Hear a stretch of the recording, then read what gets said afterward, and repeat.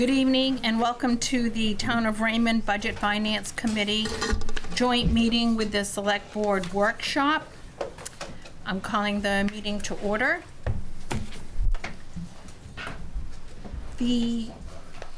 First, before we take up the department head presentations, I have a couple of questions that I would like to ask, and one is, have we received the town manager's report with our books? No, you have not. And when do we think that we're going to get that? I have no idea, to be truthful with you. I've been working on all of the things that you've gotten. I haven't had time to do that. So I will try and get it done this week. Well, as part of the town manager report, do we have what the total number is on the budget? What the You have the summary sheet that was handed out to you that should be put in your expense and revenue report. That hasn't been updated because numbers haven't been finalized yet. Okay. Well, with that, I would like to visit the tracking sheet of all the requests that I have made over the last couple of weeks. And the very first one has to do with the request that That's Cliff. has to do with the request that the Budget Finance Committee made back on our regular meeting on February 19th, requesting to set up a meeting with the auditor, with the Budget Finance Committee, jointly with the Select Board. And we got a response that the auditor reports to the Select Board and not the Budget Finance Committee, and that the town manager was working with the Select Board chair to get the auditor to attend the April 8th meeting.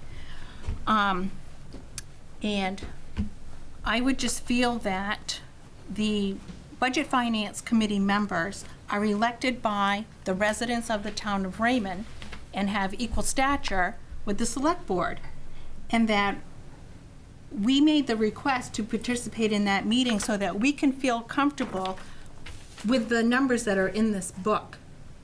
And at this point in time, I don't feel comfortable with the numbers that are in the book.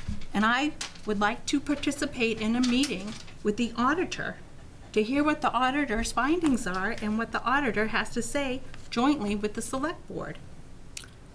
May I jump into, I'm not even sure if the auditor's even done yet, too. So I don't think the auditor's done with all our. They are not. They're not yet. And so we haven't even gotten the letter or anything from them yet to be able to, I think, to do that April 8th meeting, which, is that one of the ones we have scheduled? Yeah. Brenda is, Well, select board meeting. yes, Brenda is arranging for them to come to the April 8th meeting. Okay. The problem with April 8th, though, is after all of the budget is done, I don't, right? sorry. Let me, I'm just giving my assumption, sorry.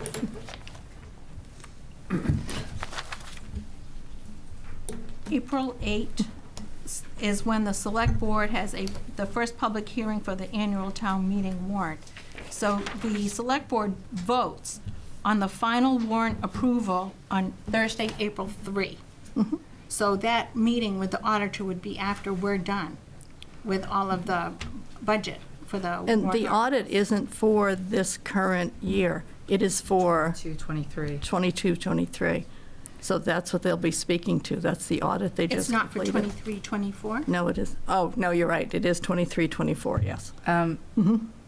But but what we're in now is 24, 25, and that's what these budget numbers are based on. And we're Right. working off those. But we're working off the numbers from 23, 24, and they're not finalized, and they're not We clear. use for our budget. Move So forward. that is why it piques my interest as to how can we move forward with a budget if we aren't clear on the numbers from the previous cycle. I'm all for it. I don't think I don't think we have control over the auditors when they're done, though. No, we don't. That's the only problem we're gonna have. But has, If they're ready first, then yeah, I say let's do it. All in of the us. years done. past, has the audit been complete before we start the next budget deliberations on the next year's budget? Not typically, no. It's not done by January? No. No, I see them in their offices, Yeah. like way after, yeah. In the cafeteria, they go in. and we're going through all the paperwork and everything. Well, you have to admit, even I have got concerns, and you hear that all these problems, and before we start our budget committee with the past budget, it's hard to, in the audit. So without knowing what the problems are, it's already difficult enough without being worried that there's been problems that we don't know about. And I think all you were asking, and I was agreement, and I said, I agree, was to have them come in and explain what the problems are so we can move forward. If they're minor, then it's not a big deal. But if they're saying there's some major accounting issues, we're using the records that we have. And this is just an assumption on my part, and correct me if I'm wrong, I think they're still working through those, is what it is. Yes. Because we haven't gotten a letter from the auditor that says, because that one letter that came in that had things that were supposed to be changed, the boards never got it, okay? So that stuff was never corrected then and moving forward, and that's what Brenda has been putting a lot of time and work in and changing it and fixing all that stuff. But on the other hand, too, is they're not done with our records yet to give us that letter that says, okay, this you might want to look at, this you might want to look at, Right. type thing. Well, we Okay, have so a, that's not done. we have a letter right here that for the previous year, it was dated December 15th of '23. I thought it So, was before and I we started. printed out the And what, several letters from the previous years. I got off the website. I thought I had. where'd you find that? It's one you gave us. It was a letter we asked for. It's not in the book. Oh, It was the letter we asked for a couple of meetings ago. that was the letter that was missing, that never got to the select boards. So what happens correct. is, that was the letter, I believe, that was to the last finance director. These are things that needs to But be this looked was at. dated, the point is, this That's was right. dated December 23, the same year that was audited, and that's Right. what we're going Well, back against. Right, okay, but saying that, they're still working on it, and it's not like we're lying about the auditor by no means. I mean, there's no, Well, and that letter is referring to 22, 23. The audit, That's the correct. audit for that one. That's correct. Right. And it said it would be done by February 6, 24, the final report. I'm just curious, if we hired a firm, why wouldn't they come in and just give us an update of what's going on if it was requested by the town manager or the chair of the selectmen? Why wouldn't anyone who works for the town feel obligated to come in and say what's going on if we asked them? he hasn't said no, I don't believe. I don't think that they've said no not to come in. I think they're just working and haven't finished. or- We haven't asked them to come yet? Have we Brenda, formally asked them to come to a meeting as soon as possible? We have formally asked them to come to the meeting, and the chair of the select board asked that they come after the audit is finished. and they said April 8th. Okay. So, and she just said too that Brenda was working with them.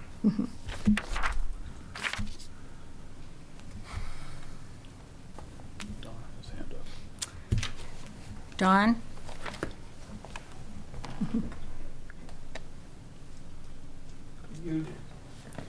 No, he's not muted. We can't hear him. We're not getting audio from Zoom. There you go. Almost. Hold on.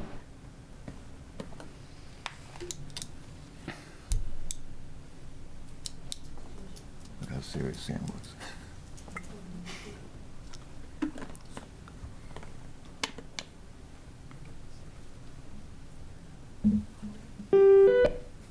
Okay, you should have it. Can you hear me now? Yes. Okay. I don't see any reason whatsoever why the auditors couldn't, wouldn't, and absolutely should come in and address this issue of whether we have serious problems, which has been discussed. And I don't feel that I can participate in any kind of approval process until we have that happen. And I've looked at the past audit reports and management letters, and I just don't see that.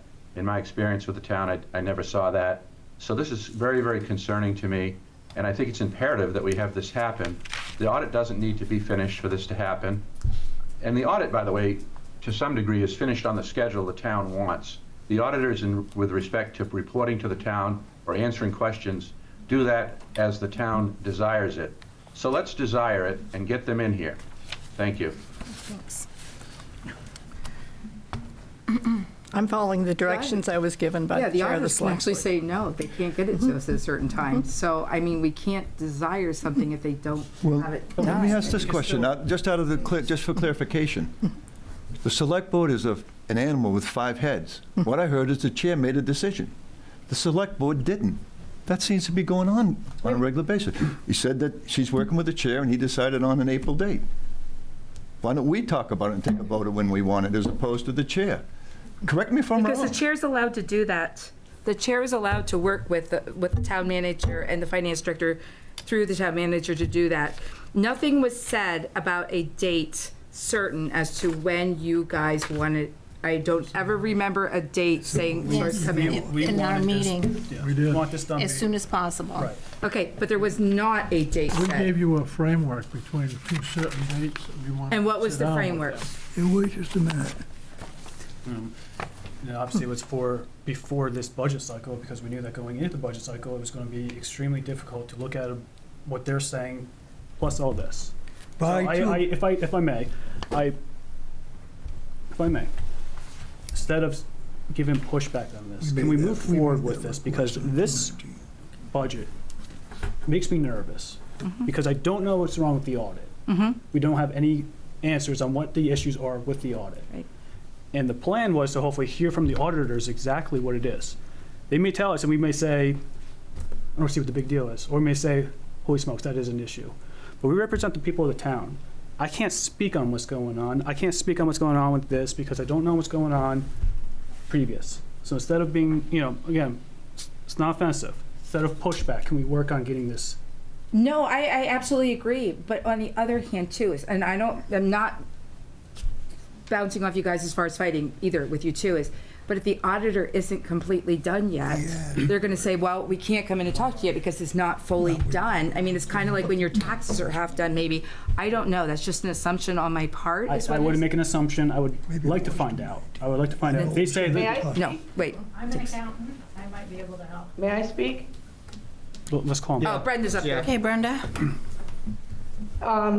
So they're at the end of this process, and they are willing to entertain whatever you want. If you want to set up a date, pick a date. That's what I You thought. pick a date, All right, and I'll set it up. right. How about next week? Needs to As be long as they're able to attend via Zoom, right away. Okay. and they can book it in their schedule, they're willing to come at your leisure. How many days in advance? Do we need some days in advance to advertise and all that stuff? I would say, I mean, if you wanted something in a week or so, I don't think that's unreasonable. Okay, Can we set something up now? When's our Request next them. meeting? Supposed to be Yes. next Wednesday. Wednesday, right? can we have a meeting next Wednesday With the auditor. What's the with the next one? Oh, auditor? Have to make Can sure you give me a time? What time? that nobody else has the thing. The 19th at 6 PM? Let me just check the schedule. Let me look Mel's at probably doing that. town calendar. That would normally be a Budget Finance Committee night on the schedule. The 18th? 19th, Wednesday, the 19th. I'll send them an email tonight. Thank you, Brenda. Do you wanna give an invite to? Because I Okay. think they should. And that would be a joint meeting with the Select Board and the Budget Finance Committee.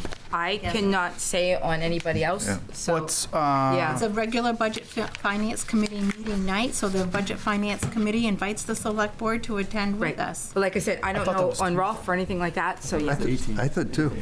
Yeah, Are we you sure that's the 19th? I thought it was the 18th. I had the 18th. we have, no, we have an 18th. They have one right after us on the I'm 19th. looking right at the calendar, Wednesday, the Okay. 19th. Yep, we have it on the 18th, and they're looking for the 19th. Okay, so, All right, so the question is, and this is not sarcastic by no means, is if you guys aren't comfortable then with anything that's in this budget, do we continue with this meeting, or you wait till next week? Continue. well, I think that I would be interested in waiting. Okay, I guess I would like to put out a couple questions, and if we can sit here and kind of do like another workshop, you know what I mean, and put out some questions and concerns on things that I have in the budget, you know, and Yeah, I think that's a good idea. Where we're kind of like talking through ideas and talking, It's all review and discussion of it, so. yes. Plus, we just got handed all of this paperwork for Yep. things that we requested last week. And Things- just I know, got them things happen. this week. Yeah, well, maybe Kind of that's hard where to we start. digest Teresa. that. No, I know, that's why I'm saying if we're here, let's, Yeah. well, not even that, sorry, I had to say something. Shh, go on. Yeah, oh, are we still meeting the timeframes for everything? As far as us voting and certain things have to be on a time frame? Some of the schedule cannot slip Right. at all, and it's the end of the schedule. The final warrant approval on April 3rd, Yep. that has to remain, because you voted tonight to send us out to secret ballot, and Mel has to get the ballots to the printer. So that date, April 3rd, cannot change at all. You can have things between now and then all you want. So we are literally talking, 2 months? So are we getting rid no, of? 2 weeks. No, I mean, 2 months it takes to do the ballots? The ballots and the programming, to have them available for absentees before Okay, the when is the election. absentee going to be, when would that be, Mel? That's at least 30 days. 30 days before June 10th? Yes, So that's May 10th. yes. Okay, so that makes it, it makes sense. Well, April It's 10th. 30 days. but what, because we still have to have the public meetings, and we're only talking 2 weeks? Well, Coming next week? the public meetings can be closer to the election. They really should. Those don't have to happen before this. Yeah. What needs to happen is the workshop between these two committees, so you go down through all of the items on the budget. Then the warrant is made. Then the warrant is reviewed by the select board and recommendations are done. And then the Budget Finance Committee has to make their recommendations. Yeah, but, okay, so this is the 11th. The 18th is another meeting next week, and the 19th. The 25th, and then the following week is literally It- due day, D-Day, whatever, yeah. So, it's cramming a lot of things in. I know I'm on vacation the week of the 24th, so, March 24th? yep. So we moved, our meeting was supposed to be on the 25th, and we moved it back to the 18th. Oh, okay. So we will be cramming some in How there. about Can if we try to get change the this to auditors? Auditor meeting 18th? to The 18th, oh, maybe this week, how about Thursday? Can we give them some options, maybe what? Today? I think we have to give notice to, Do you have to give notice to the public? We could do an emergency meeting and get as much notice as we can. If they- But that doesn't give the auditors much time to get ready for us or to be able to. I don't know if they're available as early as Thursday. This is Tuesday already. Is it appropriate to ask them, to give them a date of the 18th or the 19th? Yeah. Just in case they say the 19th, no, that absolutely won't work for us. Yeah, because even that's fairly short notice I for have a a quick company. question. Is the date of June 10th on the tablets that Moses brought down?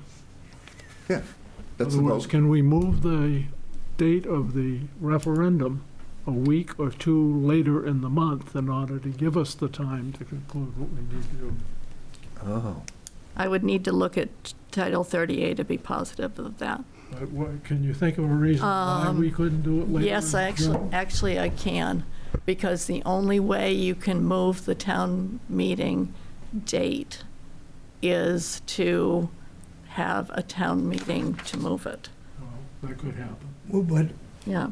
But what I don't know is if that's one that has a 90-day limit on it. Some of the changes to venue and things like that are a 90-day. If we could do it, for- it'd solve some of these problems as far as dates are concerned. I mean, if we had to move It it, would. we have a meeting on March 18th, so we can put it on our agenda. But the selectmen can't move it.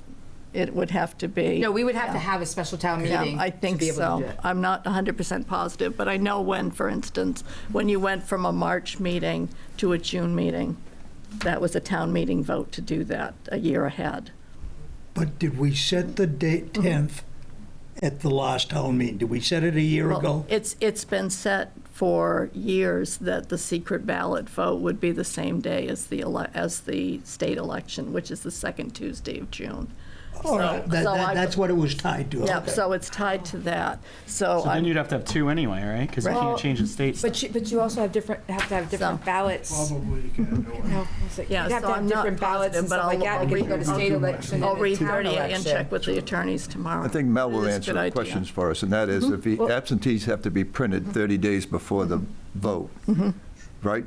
Ballots need to be to the printer, the information for the ballots needs to be to the printers 60 days before the election. All right. If you do two separate elections, secret ballot elections, one will happen on June 10th, because that is State. election day. Yep. So that will be when everybody votes for candidates and the school budget.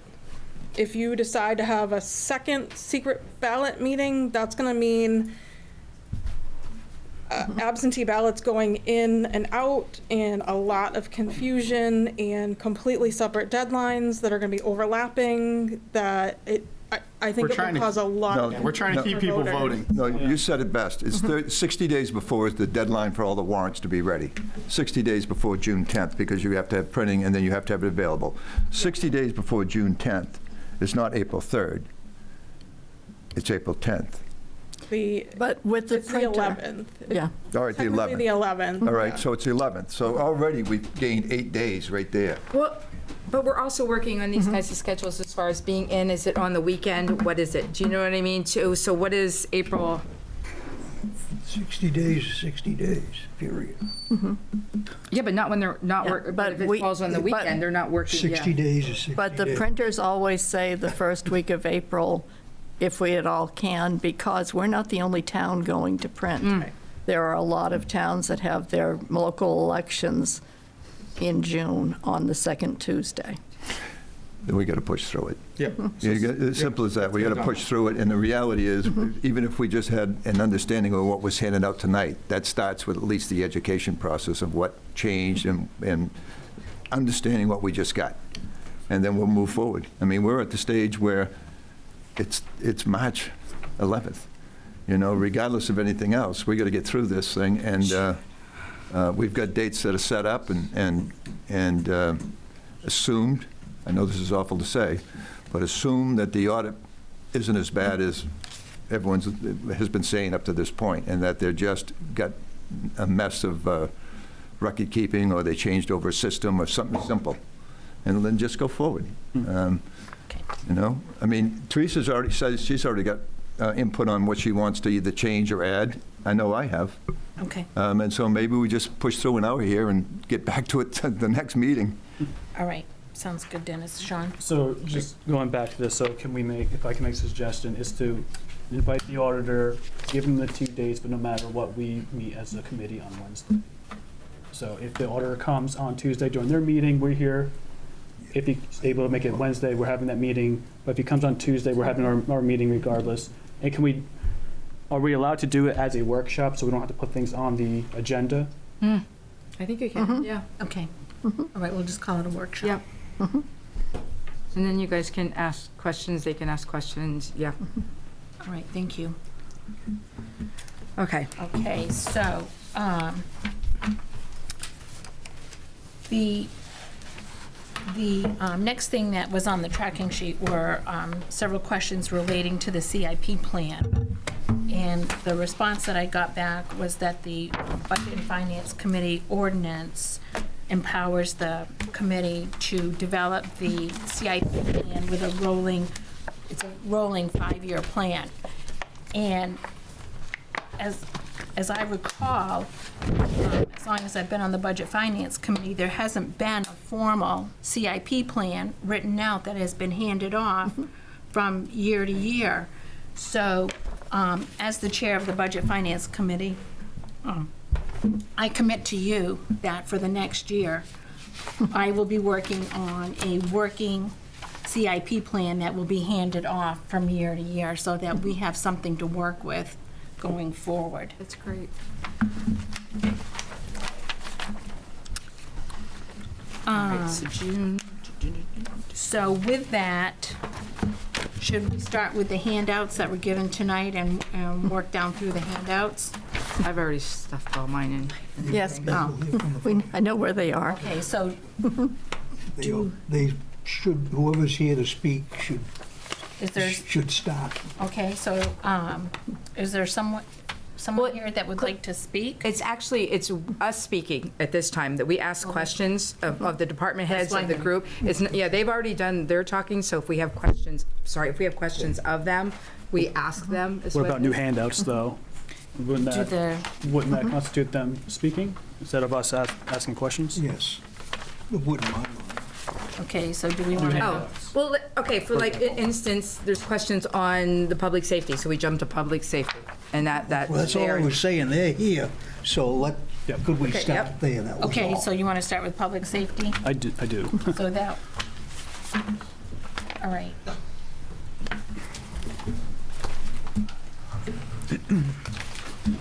That was the only thing. Everybody's here to speak. They have to work. Nothing else, as I say. A smaller book.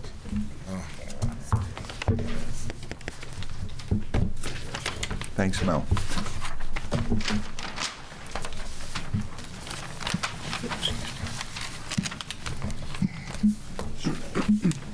All right.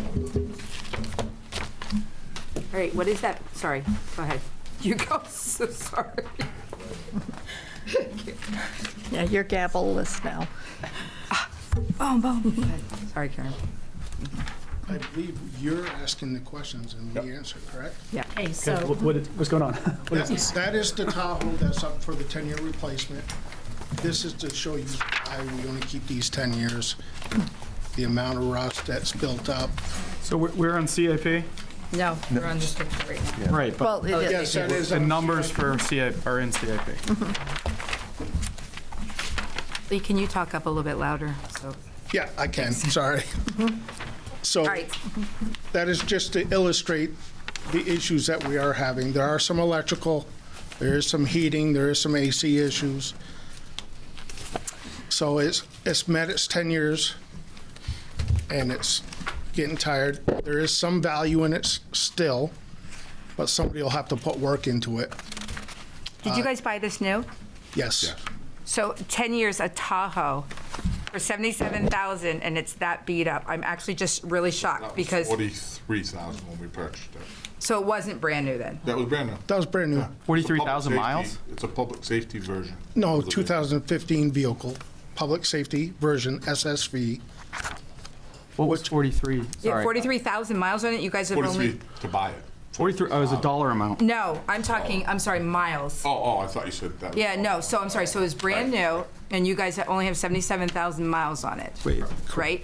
And where, I guess, is, who took these pictures? We did at the station. Okay. This isn't meant to sound like it's gonna sound, but it's gonna sound like it. I have a quick question first. No. 40, they said 43, this is 34, which one's, you buy it for 34 or 43? 43 was, I think it was 43,000. 43. It says all price outfitted. paid 34. Yeah, all outfitted. It would be Yeah. the radios and everything, because we started. Okay, so 43 after all that stuff. Yeah. So the price is 43. Okay, Thank you. so, again, this is not meant to sound what it's gonna sound like. Who's the mechanic that's looking at this besides taking pictures? Is this service rust? Is this? Because I know that's some of the other questions I want to ask you regarding the truck too, because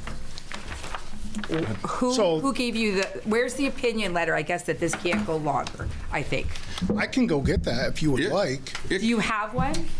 No, I didn't. The rust on the one side of that truck alone in the rocker panels will fail it in inspection. It will not pass inspection. I don't understand, 10 years old. all kinds of weather. So- I know Right, that. right. Please. But our plan is, and it was when we started this whole process, is that the chief's vehicles would go 10 years, much as the public works pickups are designed to go, or in the plan to go 4 years and then be replaced. There is a reason why we do that. One, it will have value when you come to trade it in under 100,000 miles. And so we'll gain something back out of it. I think that's the biggest thing to look at. Well, but I guess, Bruce, I'm also looking at, you have a pretty big need list. Yes. And that was the orange boxes that we saw up on that thing. So when I'm looking at the needs list, I'm thinking, okay, and that's just your department. I'm also looking at, okay, what can we do to possibly fix these? And when we're talking about like this vehicle too, I'm also looking at your fire truck. You have in your report, sorry, if you guys go to the public safety of his letter, there is, all right, so you have a letter from Northeast, but you're also quoting with the rep in Massachusetts and the Lake Region Fire Apparatus in New Hampshire. Have you guys taken this vehicle by chance to a company in Portland? Actually, there's 2 of them that works on the framing to possibly clean off that to see if it's just surface rust or what. And 2 of those, one is W.H. Messer Truck and the other one is Hughes Body. And You're talking 31. Yep. Yeah, the Yes. truck. We're talking Okay. the Because that is a ladder truck. yes, 31 has to be done by the manufacturer to get the ladder to pass standard. wait a minute, what has to be done by the manufacturer, the whole truck? The frame rails, Frame rails yes. have to be done by the manufacturer, correct. So that really locks us in to not being able to do anything local and be able to use that truck a couple years more. Because I'm adding up everything that Northeast said on here, and Yeah. before it's said, I am not putting public safety at risk. So for anybody that says they'd rather put money out there, I get that, I agree with that. I am just questioning these big ticket items as a disclaimer. So I think I can answer that concern for you, though. As you look at that report, there's also a set of pictures coming around also, and there should be pictures in that report that address the frame rails as well. If you add all of that stuff together and we have to replace the frame rails, you're looking at over $100,000 in total. Yep. That figure is really explained well in the letter. I came up to 150,000, yep. So do you want to spend $150,000 on a truck that was already slated to get rid of it in 2 years because it's 25 years old? In 2 years. These trucks don't last forever. Well, Technology changes. We're having so many issues with that truck. We have electrical issues, we got the frame issues. We got a pump that we still aren't sure we have to replace or just simply rebuild. Rebuild 14,000, replace over 30. So, There's a lot of variables that we're not even sure of yet, but the opinion letter from Northeast and others say at this point you want to. But we haven't seen the other letters, though. is 31, sorry, if we go back to are we talking the frame on 31? Yeah, the ladder. Also, and the Tahoe frame are both And compromised? the Tahoe frame isn't the thing I'm concerned about with this Well, truck. okay. It- Well, it I got it is a rough pictures. concern. Yeah, it's a concern. It's on the Tahoe. went from here to The Tahoe was a 10-year replacement. We planned on that. Okay, And so again, 31 also we should has stick. frame rust and all that stuff? 31 has a lot of frame rust. So our thing was Supposed last to. meeting, can't remember, I think this was after you guys, so we were on to somebody Yeah. else when Public Works, when it came up, we were told or mentioned that it's actually way cheaper than I thought, but the Lino Rhino or whatever spray, can we in the future spray these when they're new, or is there a reason why we can't? Yeah, we can. 'Cause This truck There's was 2 right here that are back- rusted out. If we Well, the engine was sprayed back these, we'd be a lot better shape. The engine was back before that was even a thing. Yeah. 2002. We weren't spraying frames for anything really. I mean, to be honest. Yeah, 18, I think is So, what he said, is when they even found that stuff. So I lost my track. Well, let me say something while you're thinking. The truck was out of commission so often. It is. That it's a first sign of a public safety vehicle, whether it's a Tahoe, which you probably could get a year or 2 out of. If we want to run it the ground until you have an accident, that's fine too. I don't really care at that stage as far as numbers go. The ladder's out of commission so much that we're running short on it. It's the first due truck in. That's why it's all rusted for the winter and the salt and everything else. There's car crashes everywhere. The reality is the valves are bad It was in the shop 3 months waiting for a part to be made because it's that old. We can't afford to have a truck that's rusted out, that the valves don't work, the pump is a problem, and at the end life, 3 years ago that we stretched it out, to have a conversation about can we get a professional opinion on how long we can get out of it, if it's in the shop all the time anyway. That ends that conversation. We can't get parts for it either. That doesn't end the conversation. Did any of you guys know that it's been in the shop that long, that it's been maybe you did because you're in the fire department. I brought it up. It was explained to us. It was explained. That was explained to us. At the last meeting. Well, I don't remember, but I'm also knowing that everything is get three estimates, get the different things. And I'm literally trying to figure a 1.6 million. I get fire trucks are expensive and I want everybody to be safe.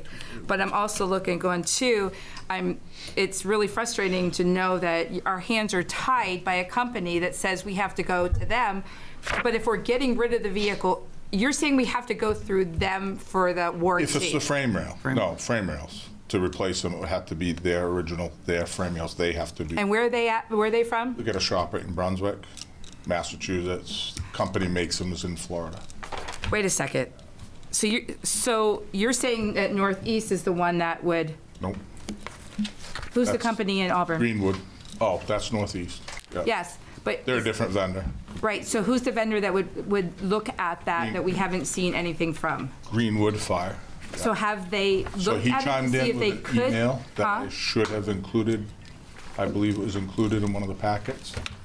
And what With was? an I'm email sorry. What from was a it? Gentleman named Chris Champagne, who looked at the pictures. He did not come out. They looked at the pictures, and I explained what was wrong with the truck based on our report, our pump testing, and the electrical, and all those issues cumulatively.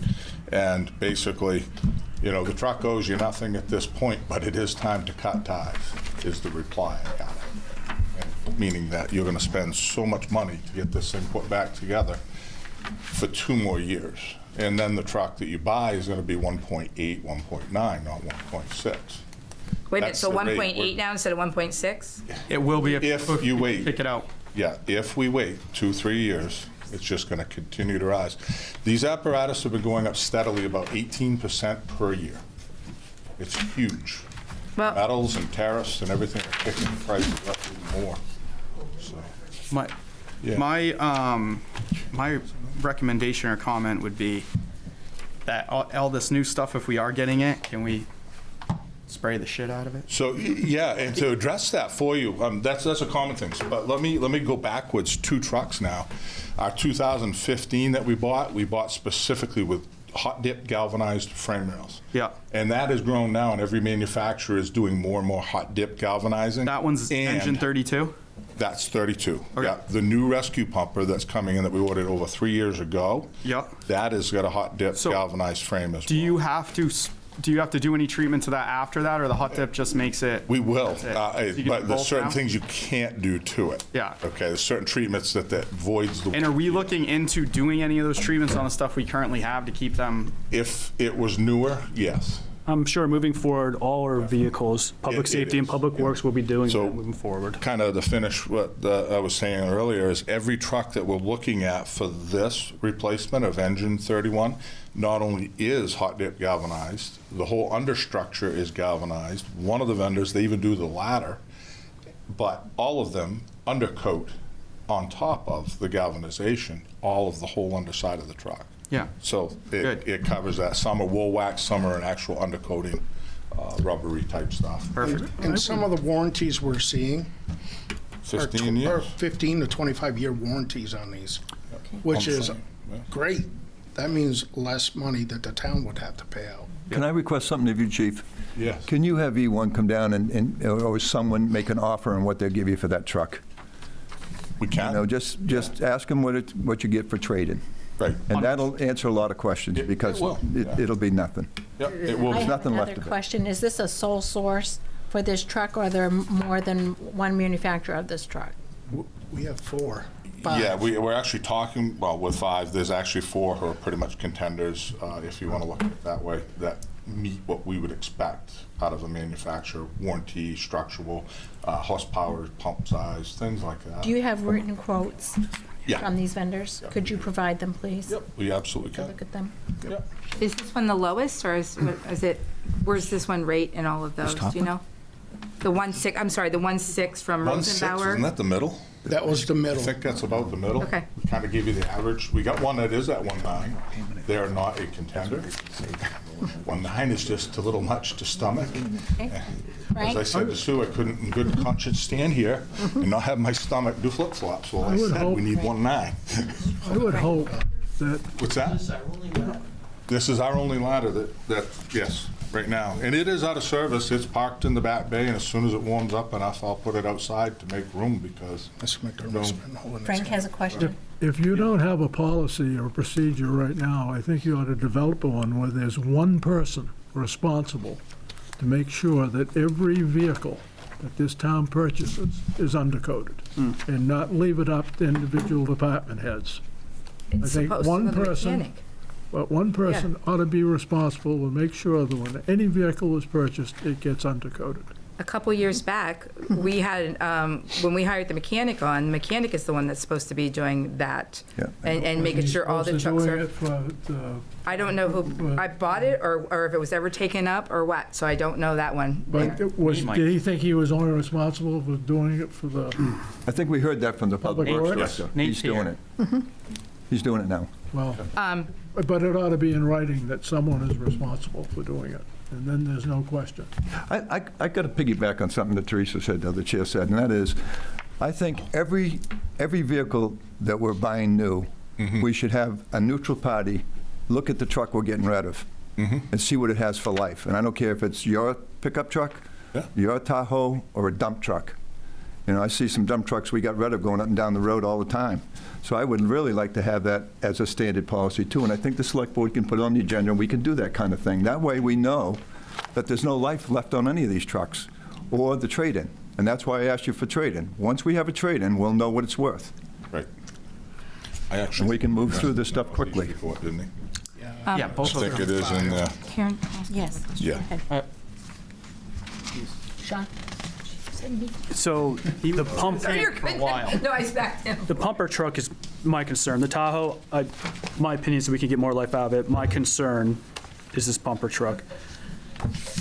I don't know if it goes in CIP, but, you know, my furnace in my house is still relatively new. I still put money aside just in case.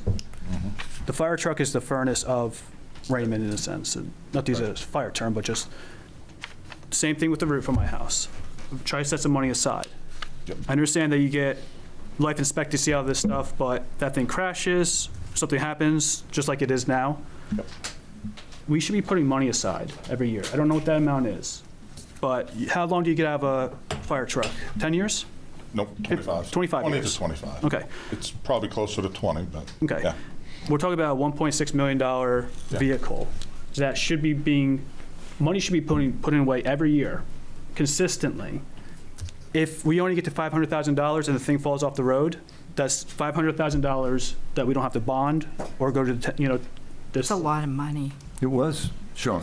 We Yeah, had it. Yeah, we had it. Bring We it had back. it in there. It was, in 2016-17, there was a rolling figure adding up, kind of like what Public Works has, where like he's rolling over 400,000 for next year. We had it. Yeah, bring it back. It was all moved for asphalt and Public Works, and it never went back. So all we have is an ambulance budgeted in there.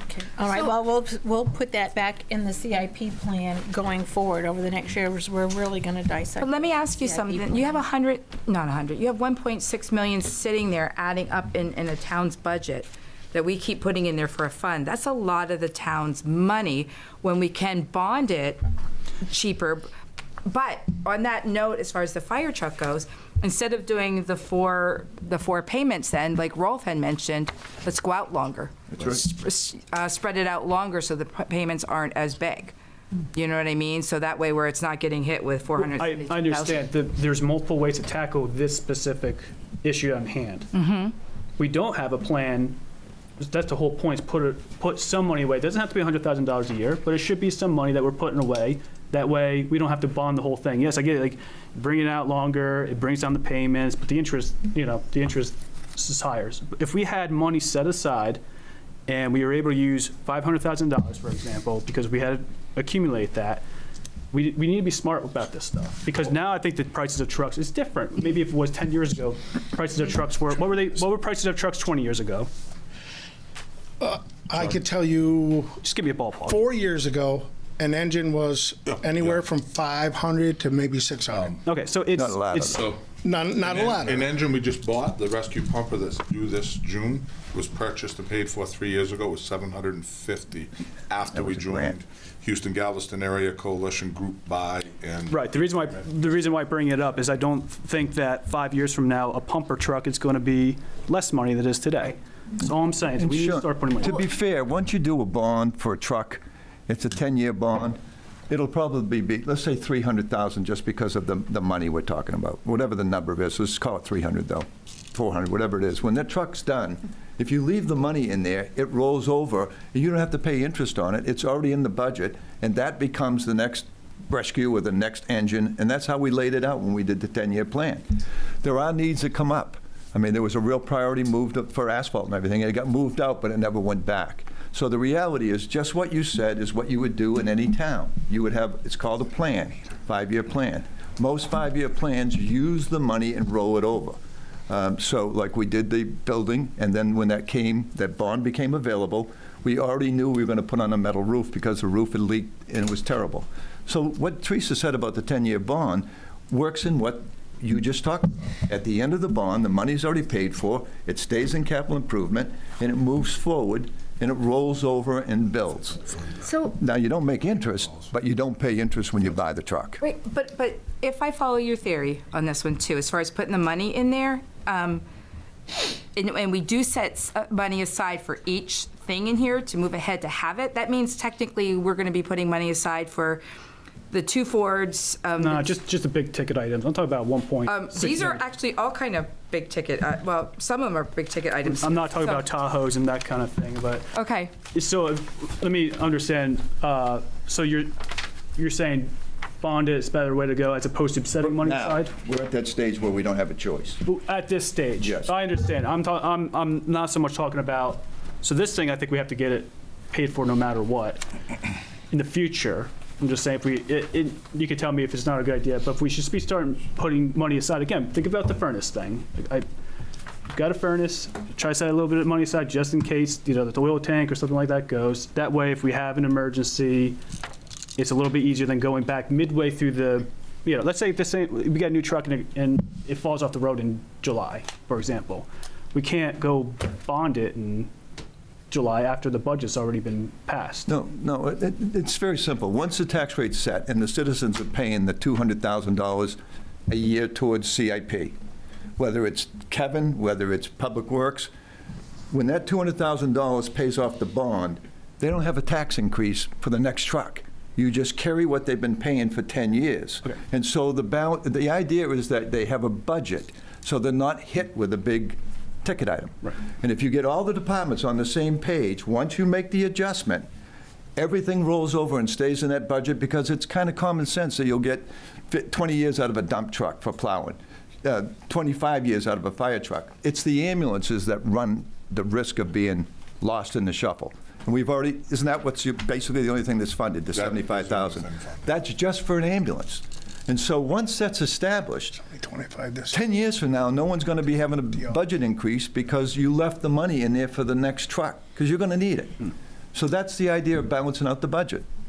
Well, either way, however it's done, I agree with the term balancing out the budget. So, I mean, that's however it's done is exactly, go ahead. No, I was waiting for you to finish, but to address your issue on the trade-in price, page 407, he says anywhere between 35 and 65, depending on its current market value and condition. And I do know that to be pretty well in line as we were looking at used which truck? trucks. Talking about the That's the engine. No, The engine. Wow. fire, the ladder. Yeah, that's the current value for trade-in. If it's in great condition, you get the top end. If not, it's the bottom end, and that's basically recycling prices for the aluminum of the body and the ladder itself. That says it all. And that was, he says, I think I'm pretty high on that, and I think he is when you look at the used market that's out there. So, sorry, that was trade in, or was that selling to somebody else? Yeah, selling Same. or trade, either way, But- yeah. What Yeah. was the number? No, but who, that was to the company that we're purchasing the new one out of? Nope, this is the So independent Northeast person. Fire Apparatus, the guy I asked to come in and take a review of the vehicle. to With see the if self-repair it's worth it, stuff. Yeah, Yeah, so he couldn't trade it because he's not What was selling the it. number? so $35,000 to $65,000. No one's going to take it, though, a manufacturer. Yeah, so there's that component of it. There was something else, and again, I can't remember what the heck it was, but we keep hitting on so many different topics. Write them down, I guess.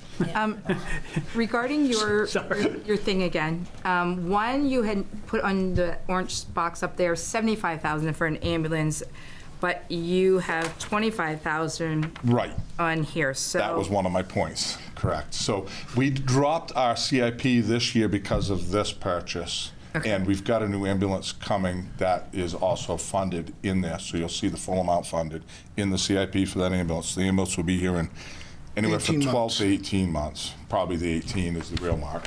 So, And have it you, was ordered last year. have you already got a new Tahoe then? Have you signed on one yet? No? Nope, there's one being built that we could have, yes. We've got one online that we could have. It's not purchased. We have no commitment. And that's the 67,000? And that's 67, all outfitted and upfitted. You gotta take your electric components and transfer over stuff. Which ones on this list, I don't know if you have it in front of you, but which ones have none of these been purchased from 2025 on, or have some of them? The ambulance has, correct? No, it's No? not. Okay. There's money that has. So none of these on the 10-year plan have been purchased? No, my last figures I got from Brenda, we had 190,000 in the CIP. So you take that from the 437, and that's what the balance is left. Okay. So the 1.6 for the engine one ladder that hasn't been purchased, we're just, and and you said you got 3 or 4 people quotes on those from different Yeah, manufacturers? or- anywhere from 1.9 to almost 4, just shy of it. 1.9 to 1.4? Again, yeah. And these are stock trucks, because if we went out to have it built, we're looking at 5 years. Yep. Okay, cool. Stock. And do we get those? Do we get a layout of those, of what they're included, what's included in them? And We already got it right here. I was in that nice big thing. You probably have one that's Oh, that's- preliminary. That's It's that. a And the cut other one was sheet. the ambulance?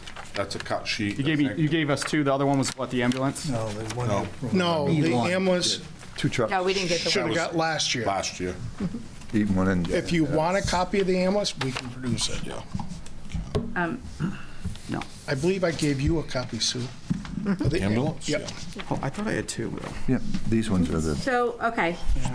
So on your 6 things again, because that's just what only because it's keep pointing out, for both of them. you are pretty much saying that you need all of them in this budget, One of the payments toward the ambulance. Yep, which is 150,000. correct. It should be, 100 and, I believe it's down to, hold on, let me is grab that the mine. ambulance? Because you have 150 on that. Rescue 34. Correct, 'cause Yes, we didn't have- 142, 744, right? Oh, 142, yes. Right. Yep. That's in that one. I think yes. it's actually lower, because I got numbers from Brenda after this was built. Oh, yeah, that's right. We got an update. I should. It's in that area anyway. It may be a I little think bit it was lower. under 130 So you've built up enough money to buy the ambulance? after After this year next and year. next year. Yeah. Yes, all right, so that's the ambulance you're gonna need. What about the 75,000 to the 25,000 or whatever for your CIP annual funding? Sorry. Turnout gear? What? No. Turn it- No, 25. no, they have it at the Yeah. bottom line, all the way We across. just dropped it to the 25 because if we're asking for the big lump for the rescues, for the ambulance, that's gonna take over that right now. Well, what on that 6 list Let's can, That builds. just get rid of that. You can zero that, yeah, actually. You can zero that. These next 2, because you're taking the payments in the one form of the 142, 130, whatever it was. It's in that area. It did change to 130. all right, so the new Tahoe you need, the turnout gear you need, the Yes. ladder truck, the Yeah. ambulance can go away right now, that 150 is whatever. Yes, the ambulance continual funding that's on the bottom, the CIP annual. Yes. For Can the we take 2 that years, out? we could Yep, drop that that can go. $25,000. Okay, so take that 25 out of that. For the next 2 years. And, 2 years? Yeah, we'll Then they make that. start again for ambulance again. And so then the boiler, what do you want to do? That's a $20,000 boiler. Yep. If it's something that's on the shake that you don't want it going out in the winter, whatever. We don't want it to go out. Right. And here's the deals, the repair shops, Bradbury's came in again, and they found another issue, and it's in the gas supply system, and it was depriving the boiler, so that was half of our problem right there. Then he replaced the computer circuit board. He says, I think we're all set. And in the last week and a half since he did it, it hasn't kicked out once. I think we have it. We just which had a is boiler good. over at Colleen's replaced a But couple we months will ago, need and to they're do not it. cheap, yeah. Yeah, we will need to do it. So, I mean, it might not be this year, but we should plan on it may happen next year. This is very small. Is the boiler, does that control your hot water as well? That's our hot water for the station. It heats the bay floors with radiant heat. You have The rest one of the boiler for building everything? The rest of the building is all on Units. air handling units. It's a big 2 unit. upstairs, 2 downstairs. That's a 310,000 BTU boiler. So the reason why I ask is Yeah, one of I those don't know. things where if the furnace went out in the middle of the summer, You. you're out of hot water. We could be, yeah, absolutely. Cold showers. So That's what if we happens. do get another one, I think it might be beneficial to keep the other one there. It makes me a little nervous if one boiler is running your heat, your hot water, and every radiant, all that kind of stuff with Yeah. It's the bay. $5-6 million of equipment inside of it. It's not the offices Cold and water. stuff, that's on hot air. Oh, okay, Yeah, okay. so that is, Okay. there is 2. Perfect. Yeah. And there's no way to put another one in there. 20,000 also is something that you guys can come to the select board for the That's true. contingency or whatever. Yeah. So This we is can, true. yeah, so that's something Kinda, that can be. why we approved. put it in, it's just worth having the discussion of how to Oh, no, approach right. this. I'm just yeah. It could be a creative way of doing that, Teresa, you know? Okay. Absolutely. That's Well- good. That's good. Doesn't it make sense, and I'm looking, I could probably discuss a couple of these items, but things like a boiler, when that goes, you're gonna have no choice. Right. So why not plug it into the CIP? That's what CIP is for. And then it's sitting there, you don't have to spend it. Remember, it's not it's an appropriation, it's not an obligation. And you know exactly what I mean by that. But it's also 75,000 sitting there too, so they can, yeah, either way, it's in that bank, that town bank. Like I say, when you start looking at, I look at this and I look at what Yeah, yeah. everything's going up at 100 miles an hour. Yeah. And if we Having the can money. anyway afford to put it aside now, I think we're ahead. It's, You're saying put in 10,000 or something just to carry it forward? well, Or you're I'm talking saying about I'd put the whole damn thing, excuse me. He did it a minute ago. I'd put it there so it's sitting there, so when it goes out on the 4th of July, you can pick the phone up, wait 6 weeks for the new boiler to come from China, and still have it by cold weather. Cliff, I would I say... mean, that's reality. I'm not disagreeing with you, but I will tell you, I've looked through some of the budgets so far. There's $100,000 increases here, $100,000 there. There's probably, that's why we're looking for the town manager to say how much of an increase is it, percentage-wise or whatever. I think what you do, what I would recommend we do is anything in question, whether it's a Tahoe or whether it's a boiler, we simply circle it, and we come back to that once we actually have the figure that we're going to go up, so that if it's not going to be a 20% increase in the tax, in the town budget, I'll tell you that right now, no matter who we're sitting here. So if you circle the things that can be moved a year or two, that's what we should be doing and saying, come back to it. The rescue is, it's out of commission. I mean, the ladder truck, we know we have to do it. We still got public works to go through. I would just soon circle things to come back to and move this process quickly. And the reason I say that is because of exactly what Teresa said. A $20,000 or $30,000 item can come out of the select board 75 or the surplus. And to spend a lot of time when we've got hundreds of thousands in all kinds of budgets, we need to just circle them and move on, personally. So can we ask the finance director Yeah. for some updated numbers on this, because these are Are going you to saying change. shut up, Teresa? The 220 Doesn't want to move. and then this number I is know, dropped. I hear you. I know. It's in my truck. It is. Chief, did you put these numbers together, or did the finance director? We did based on all the All info right. that we had at the All right, time. can you provide us with an updated sheet? Everything we just talked Yeah, about. I think Lee said he has that one, but it's in his vehicle, maybe? Yeah, you can email it to us. Yep. And last thing, so I don't have I to don't look, do that. Chief, What, you had a percentage at the end of yours, and maybe the town manager did. What is your operating budget going up, percentage-wise? Percentage. 5%. Okay, Yeah. On the just want to notes. know, just close, I don't want to keep moving, I just want to hear the baseline from each department. What? What did you, I'm sorry, what? I asked her what he thought the operating budget was going up overall. And that was after you took out health and all that stuff. Did you see the expenses? Correct. Because it's 4% It's just up in in the corner. salaries. Yeah, I know. Percentages? Yeah, but I just Oh. want to keep moving. So Yeah, we got to keep on moving. No, it's there. It shows you what you're going up and stuff. Percentage. Okay, thank And I don't you. know if you saw that. Quick question? Chair Karen? Yep, you do have to go to the podium, though. Yep. Karen Love. Thank you. Be right with you. We I'm have a sorry. quick question Thank you. here on the floor.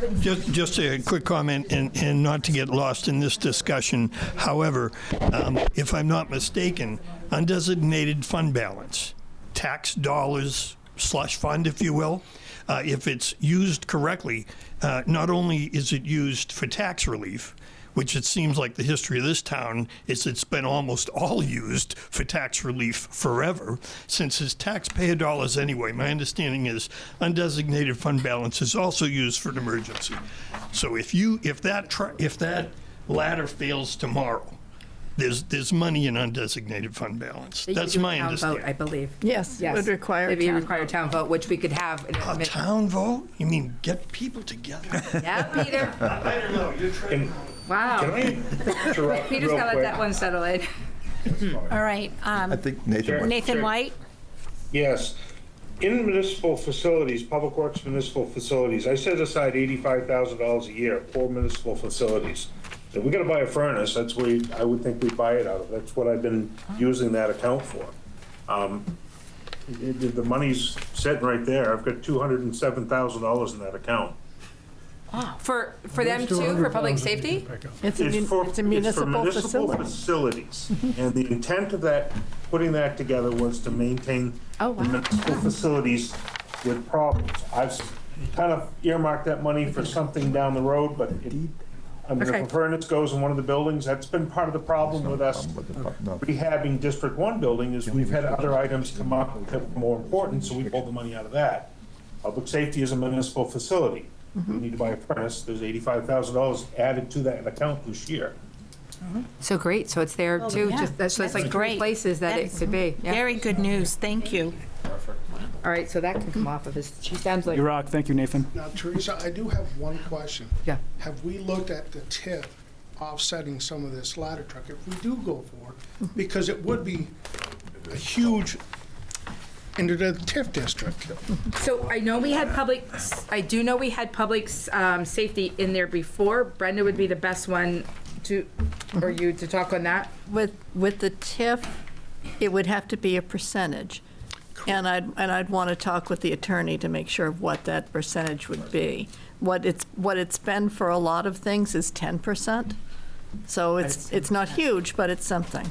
And the only reason I ask that is and Derek can attest to this, Poland's Heavy Rescue is completely funded under the TIF. That truck is paid 100%, and they get $60,000 a year for equipment update. It depends on how the TIF agreement is worded. Okay. It does. That language has to be carved Yeah. initially in order Yeah. to. And I believe it's only the research. percentage of the town that, or, I don't know if it's town or population or number of buildings, or there's something in there that determines how much of a percentage, and so far it's been 10% we've been able to use. And there is a couple things that have been switched out of the TIF that I noticed when I was looking at it, because now we do have the broadband debt service in there, which takes up more money, but I don't know. There is a couple spaces, so like I said, Brenda may know how much is left in there to use. That would be something, yeah, to check on. Just alternative to help. We'll be looking at everything. Yeah. Okay. Are there any other further questions or comments for public safety? Right. Thank you, gentlemen, for your time. Thank you.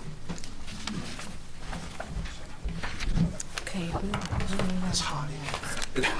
Yes. Thank you for opening the door. So.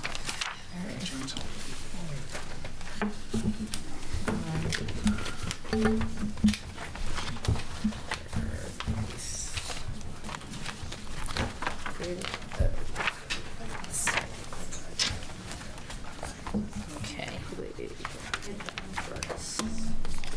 So Debt service. where do we want to go next? Do we want to continue with the handouts that were given tonight, or do we want to go down through the agenda from Department Head 1? CIP, or? No, we're jumping. Yeah, see if there's Why do you have anybody- I mean, are we, Well, maybe we ought to just stay on CIP. If we, The new stuff, I think that we should go over this new stuff. you want to go are over we the new doing stuff departments, first? or are we doing Start at the CIP right now? beginning. Well, we're still, Oh, I threw all well, my, yeah, threw all okay, my. well, we'll Okay. just call them out what they are. And where do you want to start first, Sean? Which one are you on, Karen? Do the debt All the new service. paperwork. You want to do the debt service? Yeah, you know what, let me find my, Okay, this is what, I was just gonna ask about, this is the amortization schedule. That's The under outs- debt service. Debt services. Okay, there we go.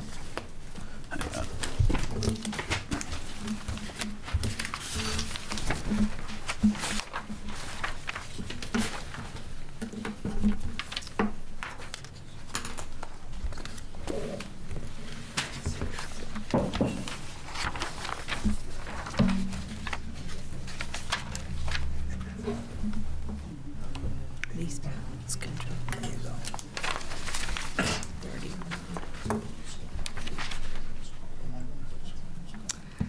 So, Okay. increase. So what we have here is the debt service that's left on the bonds that are out there. The first one is on the pumper truck. It's a lease payment schedule, and that will be paid off in August of 2030, right? 31? 31, August of 31, correct, thank you.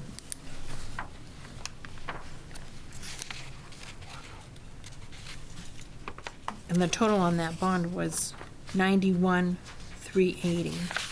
And that began back in August of 22. July 22.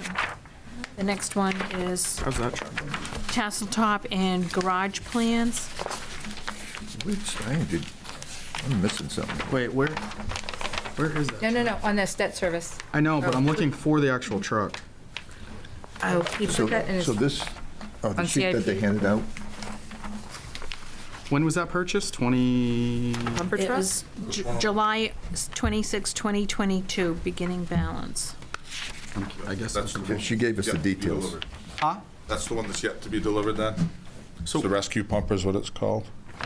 It says pumper It's not- truck lease payment schedule, that's all that's on the sheet. Yeah, I assume that's the one, the 2015 should be paid for, and the 18 was bought on a grant, so, yeah.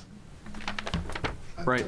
This one that we're looking at, where is it on the CIP is what I'm trying to Is figure that out the which truck combined it is. tanker truck right here? Is that the combined tanker one? No, that's a 1997. Unless that's what year of it was. Well, he said he's trading in. Chief, the question he has is, the truck that we're talking about for the pumper pumper lease truck? truck? The rescue pumper, yes. Aren't you taking 2015 and then 1997 International and putting those two together? No, together for the my question combined- is which truck is it on the CIP? On the long, I realize I don't see, I'm just want to mark which one it is, so I know it's getting paid off. Take me a minute. I don't know which one we're even talking Oh, about. it's not even, I don't see it on here, is what I'm saying. you don't see it here?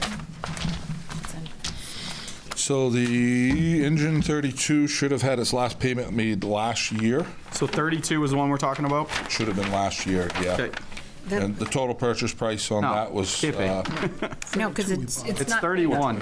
This is not paid off until 31. That's the one that hasn't been delivered yet, yeah. Right, but I thought that one hasn't been purchased yet. I'm sorry? I thought that one hasn't been purchased yet. Yeah, it was 3 years ago. the ladder hasn't been purchased. The ladder hasn't. I love it. No, the ladder hasn't. This isn't the ladder. 38, Squad 38 is replacing 2 vehicles. The one that we're talking about right here on the pumper truck lease schedule that they're talking about in debt services, can you tell me what is that, the name of that in the CIP? Squad 38. Squad 38. If you go over to the third line, third box, Okay, says Due this June. it's replacing 2 trucks. Those are going away. It's the mini pumper and the squad truck. And that is at the price they paid. But I thought the last payment went last year.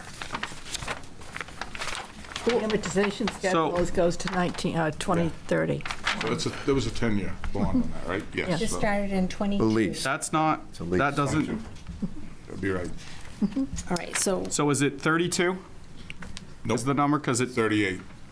32 is bought and paid for. Oh. 38 isn't here yet, but already paid for, and, well, the bond is being carried forward. okay, but what is the one that is due to be off the books on 31?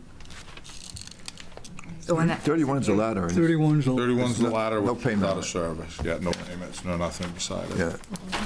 That was paid He's off. saying year 2030. Was paid. 2031, I'm sorry. No. Yeah, we're talking numbers and not years. I'm talking years, He's numbers. looking to see what gets paid off in 2030. But in a what, which Right. engine, what truck, what tank, which one we're looking at CIP Nothing there. that we're talking about here? We didn't have. I don't think No, we anything don't was go that far. out on a Nothing on a out bond. that far. yeah, there was on debt service. Why would it not be in here? There hasn't been anything bonded on it. Do you want a copy of what we're? This is the lease. No, but it should be in inventory. Thank you. So, what do we look It's got to be in the inventory of the The CIP. public safety engine was done. Interesting. This is an inventory list on the CIP of all the stuff. Can we you got. can you go down that list and tell us Squad 30. exactly what trucks they are? There's two that says public safety. Oh, without the numbers beside them, it's going to take a fair piece of 848.5. deciphering, so, Oh, because it's looking at yeah. I don't know. retired. Due 26, so the heading says Squad 38. That is the truck that is due to be delivered in June. That's the truck we have a 10-year bond for that was Squad- taken out in 2022. Squad 38 has been retired in 2024.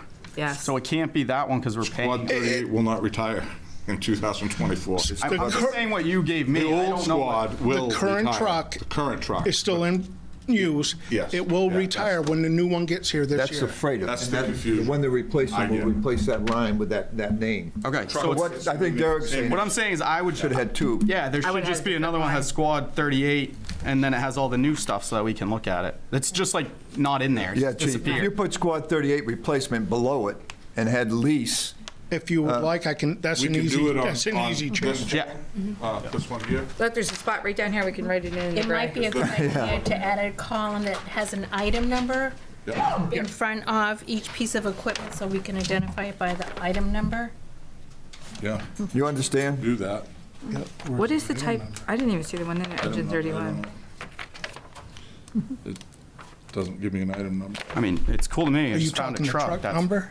No, what I'm asking is $1 on your million truck that I CIP didn't know we plan, had. your first column identifies a piece of equipment. Yes. If you could put a column in front of that, that's an item number, and just list it down, 1 through 30 Gotcha. or whatever it is, so when we say we're talking about a tank or a truck or a rescue, it's item Right. number 1, 2, or 3, so we're all on the same page. Absolutely. And to Derek's point, it doesn't, nothing says lease truck.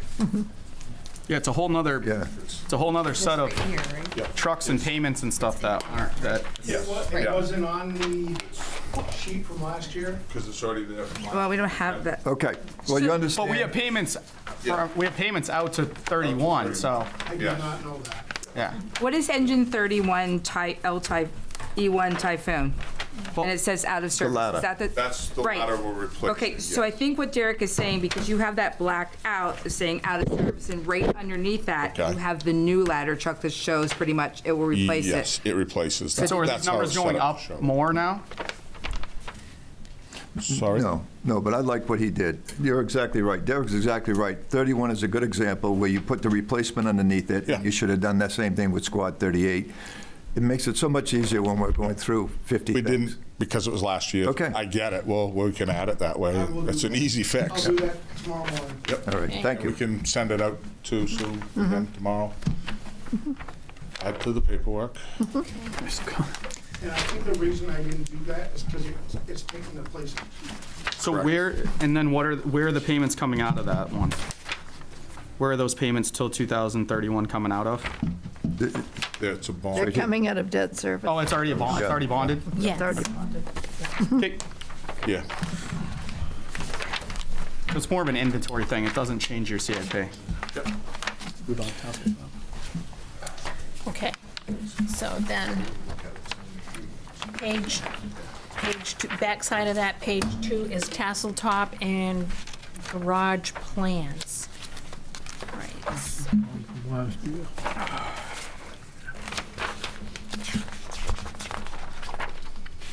It'd be a good time to have an update on where they are anyway. I think it's a great, we haven't had it from the director, so I'm sure he's just dying to answer some question with this group. His legs are going to be asleep when he stands up. Yes. What would you like to know? okay, Oh, Are we doing Public Works, or are we doing? I thought he was doing tassel top. yeah, tassel we're doing top right tassel now. top. we'll start with I don't tassel have top. Sorry. Ready? I don't have the numbers in front of me, but at this point, the Snack Shack is probably 60% complete. The pickleball courts are about Tassel top. 3/4. We're waiting for spring to do the paving, so there will still be some more expenditures out of that. Obviously, we've talked about the garage plans, where they're at. The tassel top garage has been completed. That's about all I've got for you. Wasn't expecting it tonight, so I don't have any numbers in front of me. Joe's here. Joe's Yeah, here we were too. just going to ask Joe for just an overview, that's all. Nathan, you nailed it. Good job. Yeah. So we're looking hopefully by summer for the tennis courts to be completed and open. Tasseltop Park, the new concession stand should be done by opening day at Tasseltop. So still a lot of work to do there, but we're on schedule, if not ahead of schedule. Yeah, I think we're actually ahead of schedule right now on the Snack Shack. They were doing the interior walls today. I believe he's looking at next week to do the roof and the siding, and then we're just waiting for the ground to thaw to put do the groundwork. Okay. The next one is fiber cable. That one was originated in December of '24. And that one is expected to be completed December 19 of 2027. So that's what we have. We have 1, 2, 3 open bonds. Okay. Is there a total of debt service somewhere? Did I miss? It must be on this first sheet. There is on the first sheet. Yep, thank you. All right. Everyone all set with that? Then we have the provider agencies, the RTP. Can I talk about those? Yes, please. I actually reached out and I talked to Dawn, and we had a good talk about the bus and stuff like that. And that bus, that numbers of 500, you have to. It's not 500 riders. You got to divide it out. And I think Rolf was the one that did it. It comes out to technically like 0.78 of a person, because it does three or four runs a day, and they do 4 days a week. Sometimes they do 3 days a week, and they have. So they don't have a tally of Raymond, Naples, all those riders? They have the Raymond on and off, so it's that 500 number there. But again, you've got to break it down because that's a year's worth. So one of the things I talked, and it has gone up from $10,000 to $12,000. So again, when you turn around, you take the math and you figure it out how many trips they take, and it's not very many, per trip. The other thing is, I was talking to, is I mentioned to him that we were thinking, I put it out here as a suggestion, because I got it from Deb, is doing the van service. And he says, well, did you hear what we did in Wyndham? And he talks about the van service, and I explained to him, but you only come in 5 miles into Raymond. Technically, they cannot come into Raymond because it is it's a Wyndham service, but the lady had some kind of a medical condition, so they were doing it for that part-time thing. but they can do our own thing. And what they would do is it's a, I think it's, I don't even know where my paperwork is, I'm sorry. It's like a 9 to 5, whatever. And they drive them, they get them around, it frees up Deb, it frees up Riley or whatever, but they're the ones that uses their own vans. They use their own driver, but we would have to supplement it. And he was supposed to get me the information on Friday, and he did not get it. I sent him another text Monday, and he sent it then. And it's yes, and it's $62,000 or $67,000 for that service for a year. So the question is, do we? And this is just hypothetical, putting it out there. If we were to do our own vans, then we would have to have a driver, have the van, the maintenance, the insurance, and do all that. And then if we decide that it wasn't working very well, then it would we would still have those vans type thing. I haven't even talked to Joe about all this either, and Deb, and because just got the information, or let them do it and pay what that expense would be for the year and see if it works. You know, picking people up, and they would register. They would call or email right through them and not through our Age Friendly.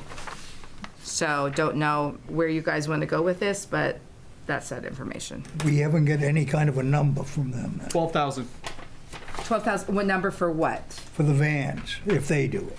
Yes. Yes, we do. 67 or 65. It's on the paperwork that came. Okay, I thought you said that's I'm what it cost us. No. A provider. To have them provide it for us. We got the email today with the information. Yeah, because it, like I said, I told him that we had a meeting and we couldn't, we needed it. But when he sent it out, as far as the, thank you on that information. Yeah, it was $7,000. And he, like I said, it puts everything on them as far as it frees up our people that we have as far as Age Friendly. They would come get them, and it would just be for the Raymond people. That's what it is. But that's one of the things that, that's one of the things that has been an issue here, is getting to the people's doors to get them to where they need to be. And but it is a cost. So yeah. And like I said, as far as the riders go, you got to take that number and break it down. And we couldn't get the exact number because of they were off on their days as far as how many days a year and stuff like that. If you look on the back too, so. Is there a rider's fee? Yes. Yes. The rider's fee is $3. And they would pay the driver that. So we would be supplementing all the stuff, and the rider would pay $3. He said sometimes what they do is they take the rider, the $3 from their house, take them down to wherever the bus is, and they get on the bus, and then they can meet them there afterwards and take them back home. So. Teresa, I just have a quick question on the funding request and budget, because I found that right on there. And I mean, maybe it's just the way it's worded. On the expense categories, when it breaks down that $67,500, it puts driver's wages, fuel, maintenance at $47,000. Then below that it says fuel, $6,000. Below that maintenance, $4,000. So is that additional fuel and maintenance? I just didn't know, because it was like a $10,000. It's listed twice, so I just didn't know what that might be. No, that. Do you know what? Mm-hmm. Here's yours. I don't know. That's do you want mine? Yeah, I don't have that one. We didn't. I'm seeing only the bus one. I'm not seeing the second one. Yeah, this is the email. Oh, yeah, I had that too when I sent it out. So I didn't print the email. So I asked him what the cost would be for Raymond, and it would be, yes, we would be paying all of that. Not 67.5 is what it would be. I just didn't know about those breakdowns. 47, and then you do fuel again, maintenance again. Yeah, it's $10,000 in the current. It's duplication. I just didn't know. Well, and that's something I can ask him about it too. You know what I mean, as far as what exactly that is on top of it, and the maintenance on top of it. It's another $10,000. Oh, that would be fantastic. Wage-related expense, that would be like taxes, but that's 10,500. Well, that would be your things like Social Security and all those workman's comp and everything else, and that's about right. 20%'s about right. And they would be doing the insurance and the liability and all of that. I'm just looking. That's what the wage-related things. Yeah. So why wouldn't someone take the van to the doctor's appointment rather than getting in the bus? You know what I mean? He says some people just take a ride to the bus. But if it's the same fee, why wouldn't you just take it to the doctor's appointment? The bus? Yeah, well, you said some people just simply take the van to the bus connection and then... Maybe what happened, I don't know. It all depends on where they're going. He just said that, you know, like people that aren't on the line and don't have that transportation or don't want to do it, they pay the $3 and then they go right down to the bus. So I don't know. It all depends on where they're at in Wyndham. And Wyndham, I think, only has one stop, but I'm not positive. I don't know why I looked down to Deanna. I haven't taken it, but thank you. Well, that's Yeah. what I was asking. That's exactly where I was going with the question. If it's $67,000 to move them around in Raymond, as opposed to actually take them to the doctor's appointment. No, they would take them to the doctor's Anywhere appointment. they want to the van. go. Yes. For $67,000. Yeah. Take them to South Portland. If you read, It says the here, letter. Quick Ride is a technology-driven shared ride service that provides on-demand public transportation within a designated service area, but it doesn't describe what that service area is. That's what I'm asking. It is designed to bridge transportation gaps by offering residents curb-to-curb rides through a mobile app or call-in reservation system. So we'd have to find out what that designated service area would be. If it's just to Wyndham to catch a bus, or is it to actually in to take them to a doctor's appointment somewhere? Well, and if this doesn't cover that, I'm going to be, because I told him, we have people that are driving right now, these people to doctor's appointments and to the stores and stuff like that. And he says that's what Wyndham is doing now. So he knew, so I can get it clarified. You know what I mean? So that way That'd be great. yes. What's the service area? Yeah, what is the designated service I area? would think That we really need to have him come and talk to us so that we can ask him all these questions. Not that you can't do it, Teresa, you can, but I think as he answers one, something else is going to come up, and another item will need to be going back to him. So He- if we can no. get him come and talk to us. He said he would, and I didn't have him come tonight, only because I knew that we had a lot and I wanted to make sure, but he will. He said he definitely talked to us. He would do a Zoom in, so we can even get him. Next week, What's the maybe? 18th? The auditor, okay. That's a good start. Yeah. Whichever one we have, the other one. I'd be more interested in it. Well, I like the auditors. We get nice to talk to. I Yeah. get what you're saying. Yeah. Okay. All right, Yes. so we said we take the auditors either night. Right. Whichever night the auditors on. That's what the 18th, I put, or 19th, yep. Yep, okay. So as soon as we find out on the auditor, okay. All right, so where are we at? All right.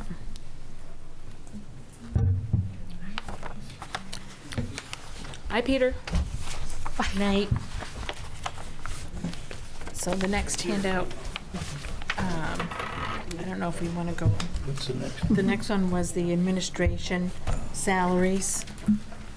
I don't know if we can, if anyone has any questions Yeah, about that. we'll review it, bring it up later. We'll review it later. It's a lot of information. Yeah, there's a lot there to go through, so we won't skip over that tonight.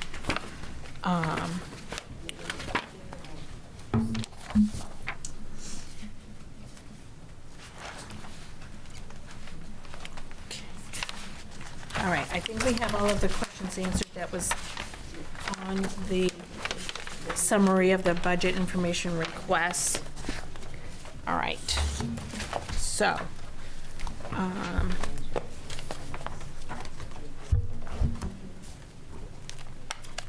here's the agenda right in my hand. I want to get to the other one. So we'll start with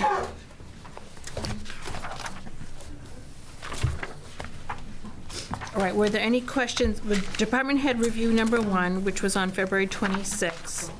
Any questions on TIF?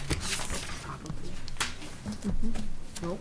I'll make a packet for you.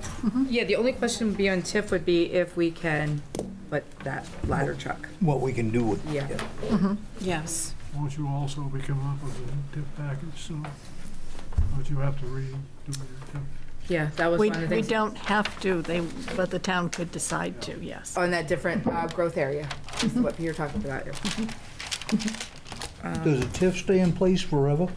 No, it's a 30-year TIF. and it- Okay, and I it- thought And it it was will end. sunset. It's a matter of whether or not, we can't extend this one, I don't believe. We'd have to start a new one. Okay, I thought it was sunset. Well, then that brings up a question with the TIF, and that is, it looks like we started in 99. So 30 years would put it at 2030, right?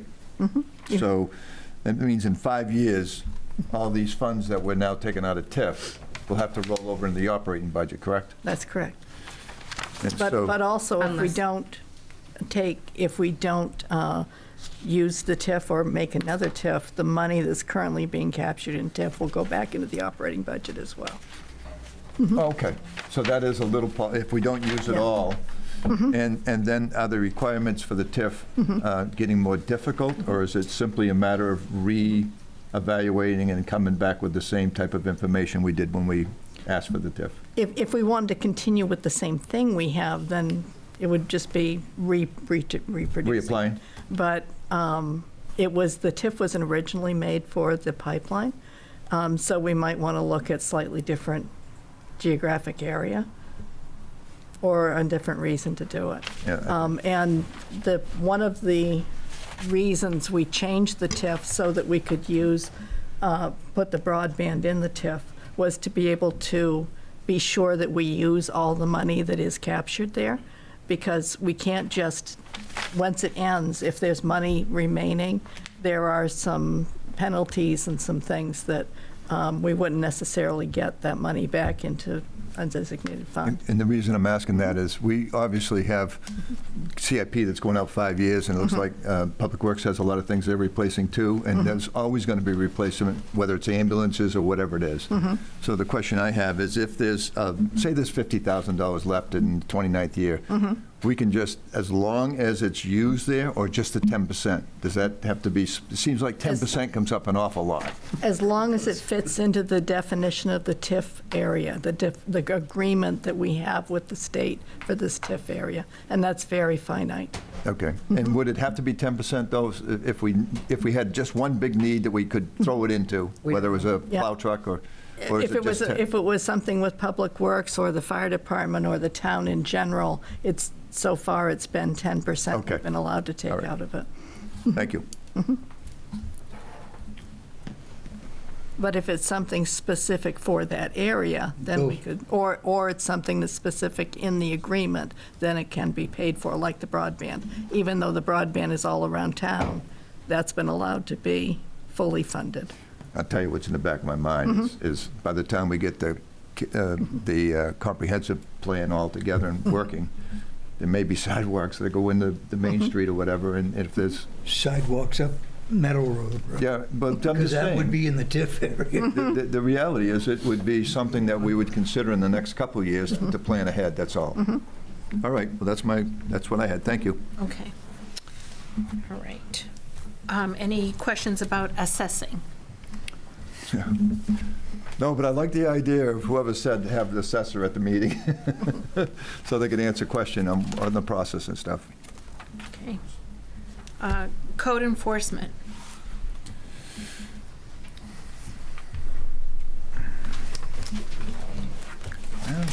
So, under code enforcement, as far as the budget goes, budget, does this have, is this salaries 2 full-time salaries, or is it a salary and a half? I believe it was budgeted, I believe Chris put in here, the way he and Jason are currently working is that, or the aim for this next fiscal year, I should say, is to have a transition period where Chris goes more to a part-time, which is what he was doing before, and sticking with the outside inspections, and Jason taking on more of the inside and doing, Jason will stay 40 hours, but Chris is going to go down a bit in time. And I believe he took that into account as he was putting his budget numbers together. Wait a minute, I'm sorry. It says, I am proposing an increase to cover planning and appeals assistant from 15 to 17 hours a week, plus 4% COLA and merit raises, but it does not say anything in here about that. So I guess, because I know that Chris has said it before, it was a matter of that he would be going down to part-time and Yes. Jason would be going full-time. So I guess in the salary. Oh, Chris is on. Do you want to Chris is on Zoom. Oh, is he? Oh, he is. He can't. Because it is Jason's, he's on Right. budget finance now. Oh, well. He cannot discuss anything with Well, that. he could answer a question. For budget finance? Clarification, yeah, he You could. can't vote. He can't vote on Okay. it, but he can answer a question. Because he's to here as a clarify. budget member instead of a staff member is what it is too. So, Yeah, but he can answer a question. so Chris, what is the plan for budget finance? Code. I was just looking at. Sue had it correct. What my plan has been is I'm going to work my full-time position until Jason is ready, and I'm assuming that will be hopefully by June, and then I will go back down to 32 hours from, working a 40 or more week.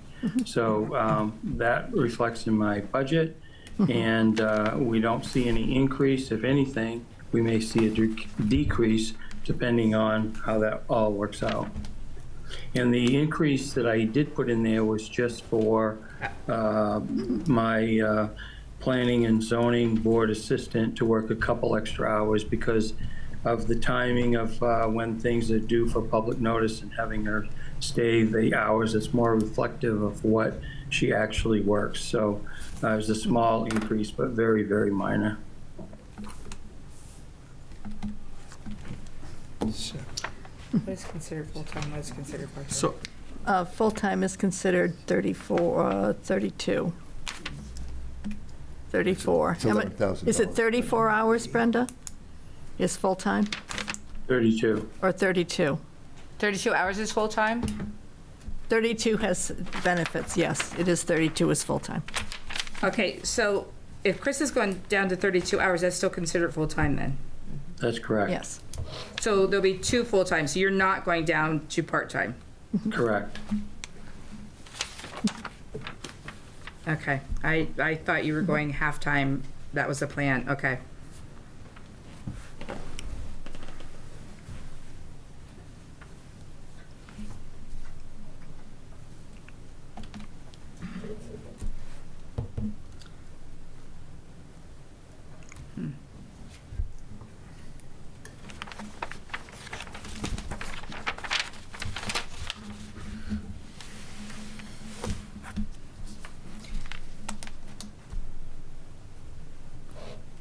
Okay, public safety, we've had public safety in the fire department, I can work through that. Technology, any questions about technology? It's not a question, but if we're going to do technology, what I'd like to make a recommendation, so I wanted to think about it, and that is, rather than wind down the money, I'd like to see either 90 or 100,000 put in the CIP and stay at 100 and roll over like everyone else, and take the remaining balance and put it towards the bonding of the fire truck or something.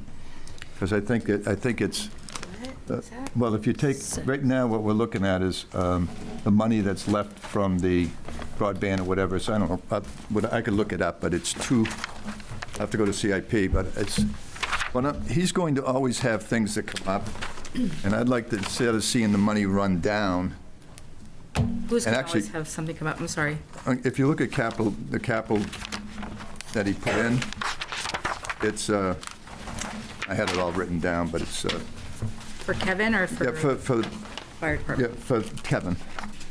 It's, the replacement, the biggest one is 79. So I'd like to just see the CIP be, let's say 100,000, because he's got 280.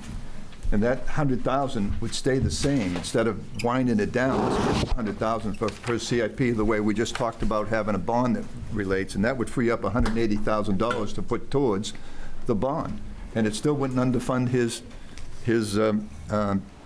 needs for the next 5 years. Because what he explained was taking the 280 and just spending out the money until it's gone.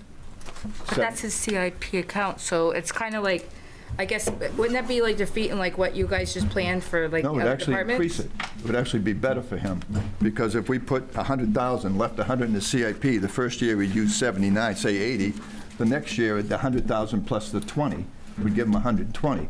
So he would have, by the end of it, he would have what he didn't spend would keep rolling over, like we're talking about a reserve account. And that would give us $180,000 to put towards a bond. That's a big chunk of money, and not undermine him at all. Because he described the 285, or 280, as something that he would run down over 5 years, spend out, and there would be nothing there. And so if you give him 100,000 and say it's going to be treated like, and I'm all about treating every department the same. So if we take this and we say it's $100,000, that's the budget amount every year, let him roll it over, and if we get to the point where he needs more or less, then you can decide. But that would free up the $180,000 that just would be winding down over 5 years to go towards reducing the budget. And you want that, you're talking on CIP? Yeah. It's not that hard to understand. Show me some. You show me. can't say that, because you say that all the time. No, but look You at. say, I don't understand the numbers. It's Well, not that yeah. hard to understand, duh. I know, I take that back, but look at what he's put out, 2020, 25, I know, 26. but that's his CIP plan, and I guess I would want Kevin here to be able to talk it through. I'm saying, think about Yep, it no, before we right, have the right. last talk. Right. That's Okay. actually increasing his funds while giving us money that will go into the same budget. We don't even have to increase it. That gets moved over for even Public Works CIP. I don't care where it goes. No, I'm honestly lost on that one. Oh, here, I put together a spreadsheet for the technology CIP, and I went all the Oh, way I'll take across. that. I like And then on the spreadsheets. last page, I lifted the CIP plan carry forward Right. for all of the years right here. Right. But I guess. You just have one? I just have one. Who's saying something? Who's Sam? talking? Yeah, pass that, Hi, Sam. pass that around. Go ahead. I like it because this whole thing is spreadsheets, and then we have some that are words, and I'm like, Yeah. I know, Yeah, I like on the it. same. Go ahead, Sam. Carrie. Sam, did you have a question?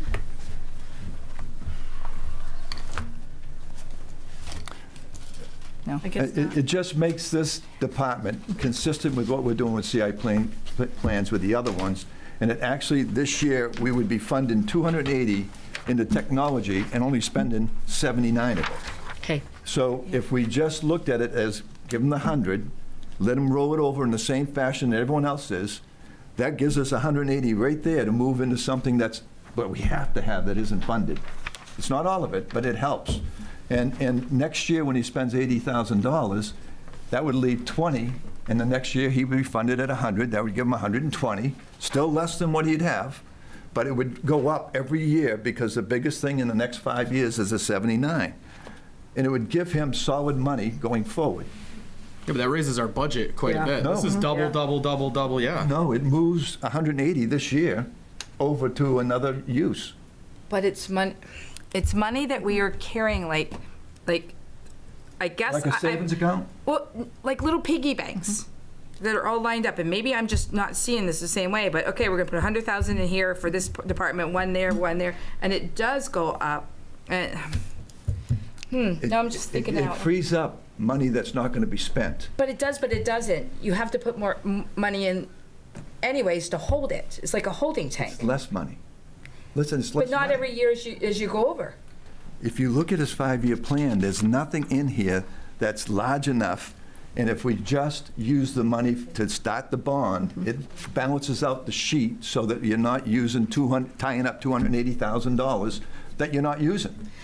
I'm not arguing with him either. I'm just trying to fully understand it because Do you understand it, Sue? I'm not getting I it. do, or I think I do. I did. And I'm not sure it works. And only because I think what you're saying is keep putting the 100,000 there because we're going to have some expense come up that we need to have money for, I'm gonna take a picture of that. whether it be I take a picture. technology or wherever it is. The problem being, part of the warrant is that you're saying you want to raise and appropriate money for a specific thing. And if I go down through the warrant and see that, okay, they're going to buy a fire truck, and they're going to buy some technology, and they're going to buy this, I agree with all of that. I don't need to go to town meeting. That's one of the premises of the warrant and one of the tenets of it. And so because of that, you can't put $100,000 into technology and then say, oh, well, Kevin doesn't need it for that, but we need it for a fire truck, we need it for a boiler, so we'll just move the money there. We do have a warrant article that says the selectmen can move things around to an extent, but it's only a percentage. So let me get this straight. You say we want to tax the citizens $280,000 in this budget we're proposing for this year. For what? I don't know what you mean by. Well, This is in the budget. You're talking the technology line. Yeah, the technology line is Yeah. $280,000. No, Kevin has asked for no money in CIP. He's asked for zero in CIP. But we're going to ask for that for the citizens. You're not going to say that it's only going to be $80,000. There'll be a warrant for the $280,000. No, the budget addition for his CIP is zero. That's all. He hasn't asked for any money in his CIP. But he is carrying forward $263,000 after he spends I'm on the wrong line, I'm sorry. $258,000 after he spends the $76,500. He already has a balance in there of $334,000 in his line. So the citizens paid the taxes last year for and the remaining money is at $260,000. But there's other accounts that did it too. Right. Right? So, yeah. And so we're not going to spend it on anything. So we can use it. We can actually put it in the warrant, that line item, and that money will still be there for the next year. Yes, it gets carried forward. That's one of the pieces of CIP. All right. So if that $100,000, I don't know if I'm making myself clear, if that $100,000 that covers next year is carried forward, it doesn't get, we're not asking for more money. We can't use that 160 for something else, even though it's in the budget? It is ear tagged for technology in CIP. Right. It has to be used for technology. Well, in 16 and 17, they moved all the money that was tagged for fire department trucks into asphalt. And all they did was move it over. And I'm saying, let's do the same thing. I think that was a vote that had to be done in order to do that. That would have to be a town meeting vote to do that. That's what I'm asking to do. I'm asking to move that money over to and ask for the vote. So you're asking to take away the savings that Kevin Kevin's has been building up? No, it come off the ban. It was left over from the bond, right? No. He's been No, this is building what that he's up been over putting in there time. every year.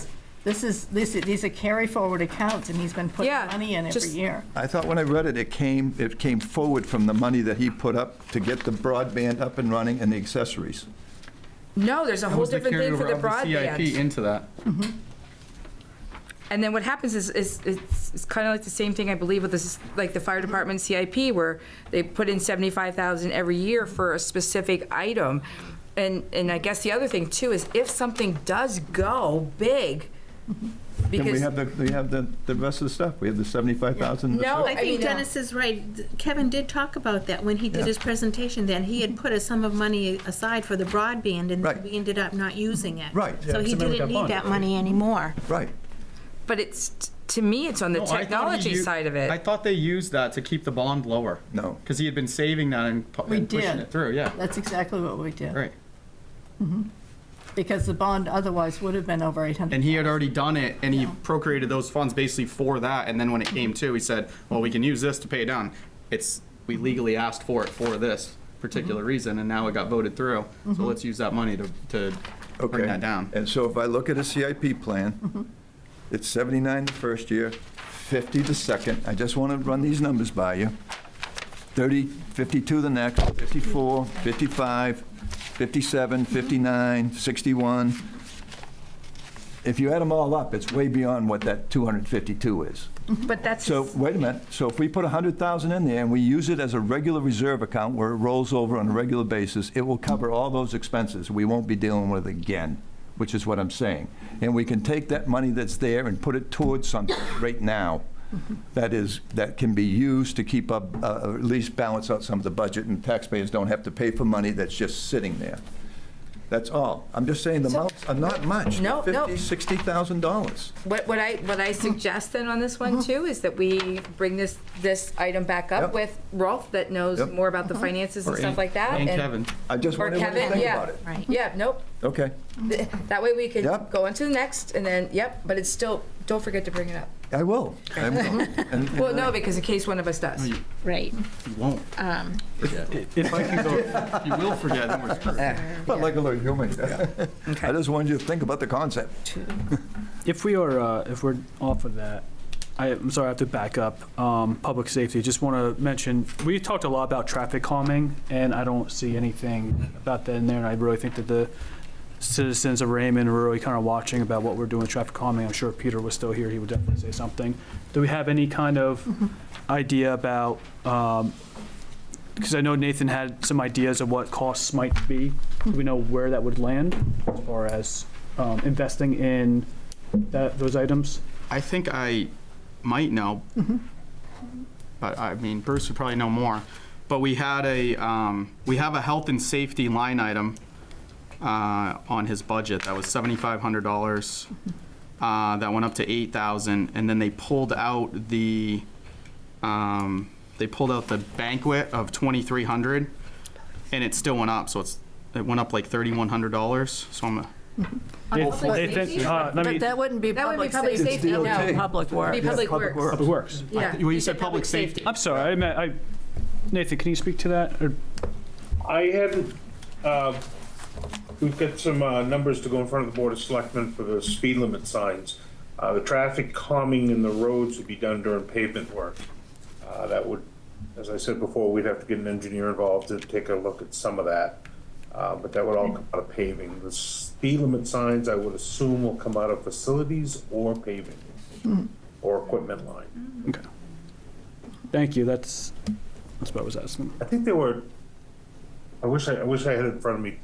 I believe it was around $7 or $8 grand, I think. I think it was. Yeah, For the something- signs? And you're right, I think I did say public safety because I'm thinking traffic safety. And Yeah, I think- but, yeah, roads is public works. Right. Okay. So I guess then I want to know what that, I figured that's what that increase was, so I guess I would want to know what that increase was.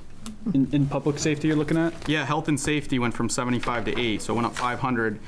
And the banquet, the $4,600 banquet that the 23, you mean, right? no, it's 46 because auxiliary half of it is paid pays for half. by the The So our association budget pays is that. 23. yeah. So Yep. why don't you say So- 23? Well, I will. I'm saying both. I know, he does. It's the It's what's in the budget. I know, I know, but but the he's actual trying to get it banquet out. is 4,600. 23 of it is in the budget, and then the $500 increase is in the budget. So a total of $3,100 is in the budget. Thank you. So it's a $3,100 increase on health and safety. So I thought that's what that was for, but maybe not. So maybe I'm wondering what that's for. I know now they're gone. I don't know. So I don't know. Maybe next time we get that answered. He'll be back, right? We're far from done. Public safety's gone. Said they'll They be got back. sick of, yeah, they ran while they could. Yeah. Escape. All right. So I'm good on the public safety, Okay. even though it's public works. And we've covered technology, administration, compensation, and training. Any questions on that?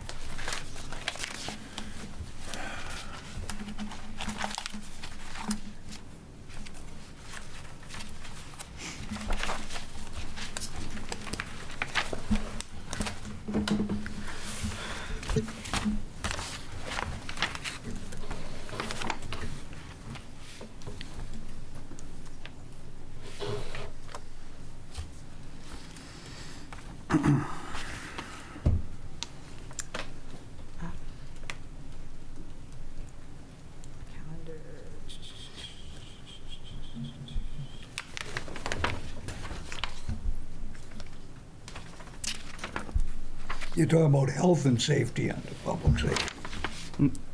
That's Both. the one that went up $5,000. It's health, it's the line, health and safety. Went up 500. Excuse me, went up $500. Yeah. Yeah, But they well, pulled- that's not public safety, that's health and safety. That pays for things like steel-toed boots, the increase in some of that stuff.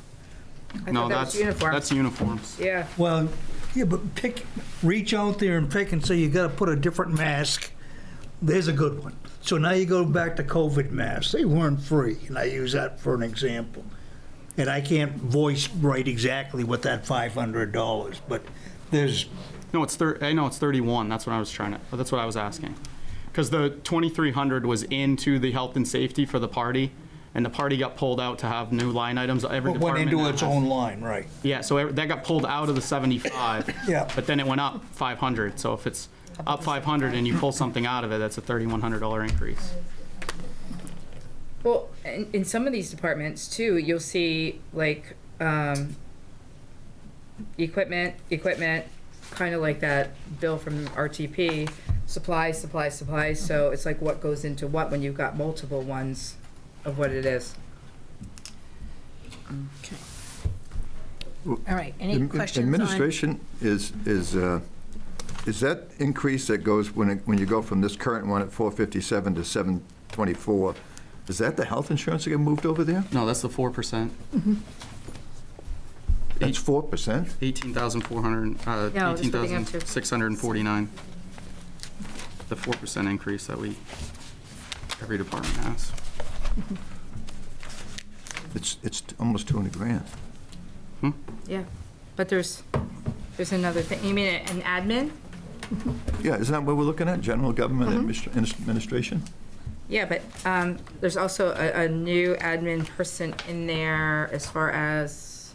It's 198,000. No, it's not. No, he figured that out for you before. It's 451. Yeah, this is one we already went over. It's 451, 355 times 4% is 18,000 and change, and that is an increase of what this is. It's almost. I took out all the dental and all the health insurance. I did too. I'm just doing salary.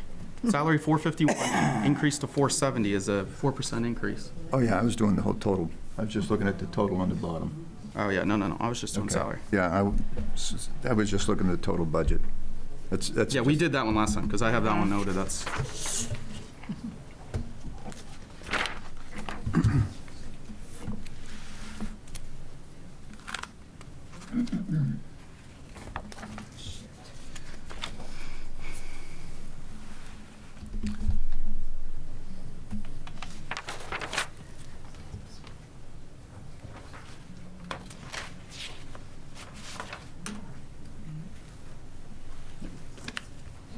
So right now we have, just cut off the budget a little bit, we're inviting 3 different people, RTP, the assessor, and the auditor. Is there anybody else I'm missing on that? Kevin? No, the assessor, you mean for the next meeting? Yeah. Yeah, the assessing, I was just joking around about making a statement that maybe when we have that open public meeting for information, someone said we ought to have assessing there to answer some questions. I said, that's a good idea, that's all. Yeah. That's all. I wasn't talking about having them back. All right. Sorry. I have a admin question. I think we went over it, but maybe not. But what was the tax billing? Tax billing is we've taken that in-house, and there's a cost to the postage and the paper and the envelopes and all. So did we used to source that somewhere else? We did, and we found that they would, Do you know how much that was or where that is? I don't know how, it was at High Grade is who did it. No, I mean Oh. what line item it was in for last year's budget?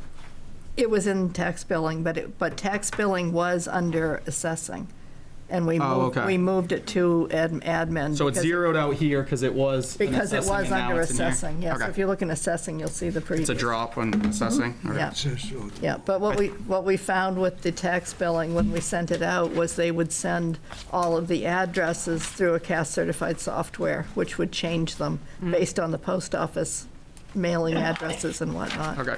And they would mess it up. They would change it back to something the customer called and said, please don't do this. Yeah. And a lot of tax bills weren't getting in-house. We don't have anywhere near as many undeliverables. Okay. And when we do get undeliverables, Sue can research it and get them sent out to the correct person. Okay. Okay, ready to move on? Okay. General assistance, any further questions or comments?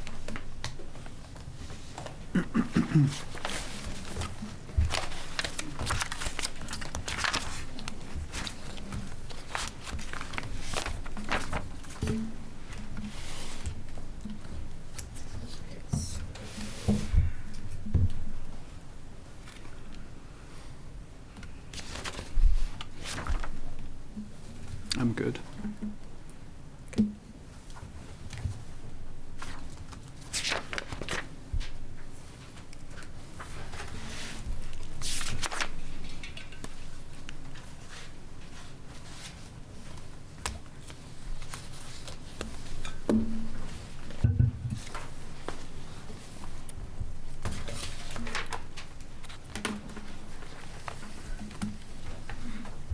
Everybody good? All right. Town insurances. Any further questions or comments? Can I go back one? Sorry. Okay. So on assessing, it was a $5,000 line item for the tax billing. The new way we do it, is that better? Is that, or it just costs more? It costs more and it's better? Well, So that's why? it's better, but postage keeps going up. It's now almost 70 cents to send out one envelope. Okay. And we're sending so out they- 4,000 of them, almost. Okay. They're being delivered. Perfect. I'm just trying to make all these balance. Yeah. Those get delivered, but the Wyndham Eagle doesn't. Yeah. Okay, all set with town insurances. Okay. Employee benefits. I have library next. Sorry. Had what? Oh, she's not going through the book, she's going through the order we did them at the department head meetings. Okay. Yeah, how'd you just pick that up now, even at the end of it here? Because I'm zoning out right about now. You have company. Oh, my God. I know. Yeah. It's brutal. Snide comment over there from Sean.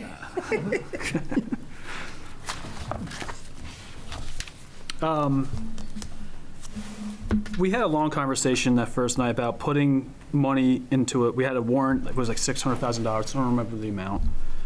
Is that still the case for people, you know, we wanted to put money away just in case everybody had quit on us and we had to pay out vacation times and stuff like that? Oh, yes, we do need to have that warrant article, yes. Okay. Is that in here? It isn't, well, it is listed. No, it's in here. It's under Yeah, the this. projected liability. So We can ask the audit people when they come. who said we did? Brenda, I believe the auditors said we did. Oh, okay. Is Brenda there? Brenda is here. Brenda.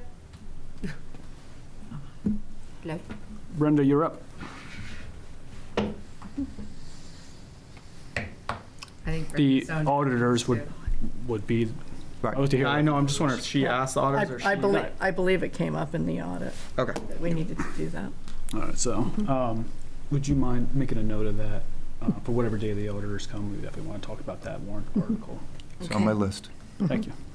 Yeah, and that, as we discussed, could be out of undesignated fund. It wouldn't affect the tax burden on the citizens, but it would be setting that money aside so that we would have it there if we needed it.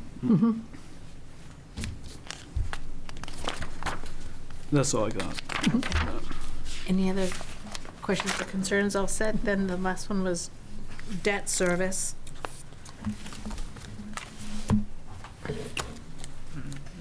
We did that one. Well, we did the New handouts. amortization charge of the bonds. Does that cover everything? Yeah, except that was all new material. I have one. Is there a way to get this page out further? From 2025-26? More like the CIP one?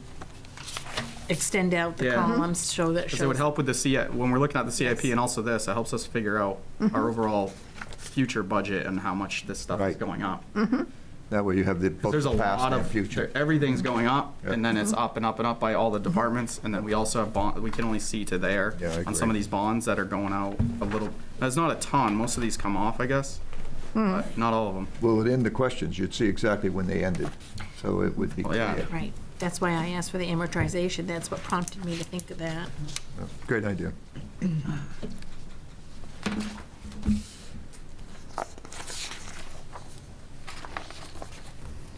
It's not even 11 o'clock. Well, we still got We still more. have round 2 to go. Right, so, Let's just fit it in tonight, right? well, yeah, that's the Yeah, it's that's the planned. plan. All right, let's do it. All right, rock and roll here. So now we're on Department Head 2 presentation, and the first one is the provider agencies. I think they're done.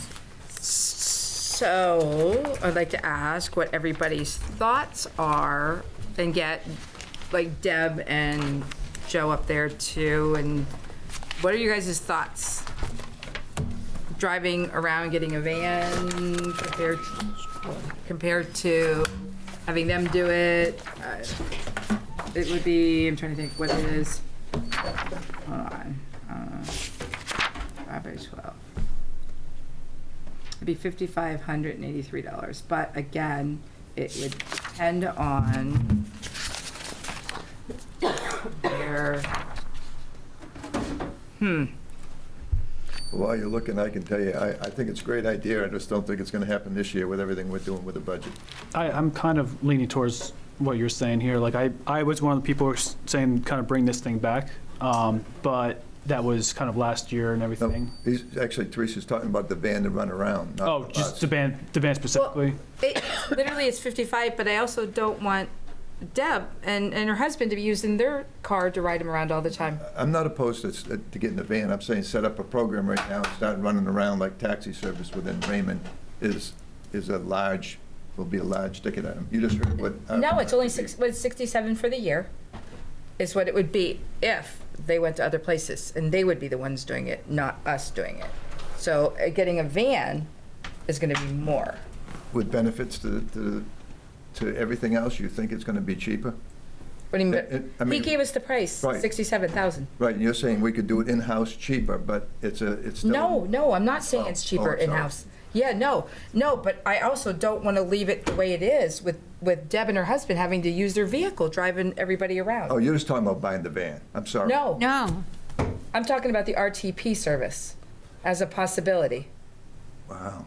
Duh, I think it's a great idea, but again, it's I like it. Don't get me wrong, but it's another chunk. It's like everything else. It's like the Tahoe, it's $70,000. Right. So can the 70,000 go another year, or can we put that van off another year and then the Tahoe off another year and do that this year? Because what is happening now cannot continue. No doubt. Thank you for that service now that you are offering to the people that are doing this too. But it's when doing budgets, it's got to be kind of like that give and take type thing. Well, let's have a get up and talk to how often they're calling. Do people know they can call you and you go pick them up? Is that something that's out on the webpage? And I mean, No, she's the one that's been taking off with the program, the age friendly. She was volunteering, and now she's got to wait. They're putting her in on wages on doing it. She is building this. I understand that, program but up. that's moving. Isn't that the assisted living the one you're doing all the work with? I do a lot at Jordan Bay, yes. Yes, so majority. of it. Yes, and then I have somebody on 121, and that, but she sometimes gets picked up by RTP, but I don't know if she's not supposed to be. I don't know. But yeah, I do it a couple times a week. Because I have people take people to food pantry, and I've taken 3 people down to get their driver's license renewed. And how do they know they can call you? Because I'm out there.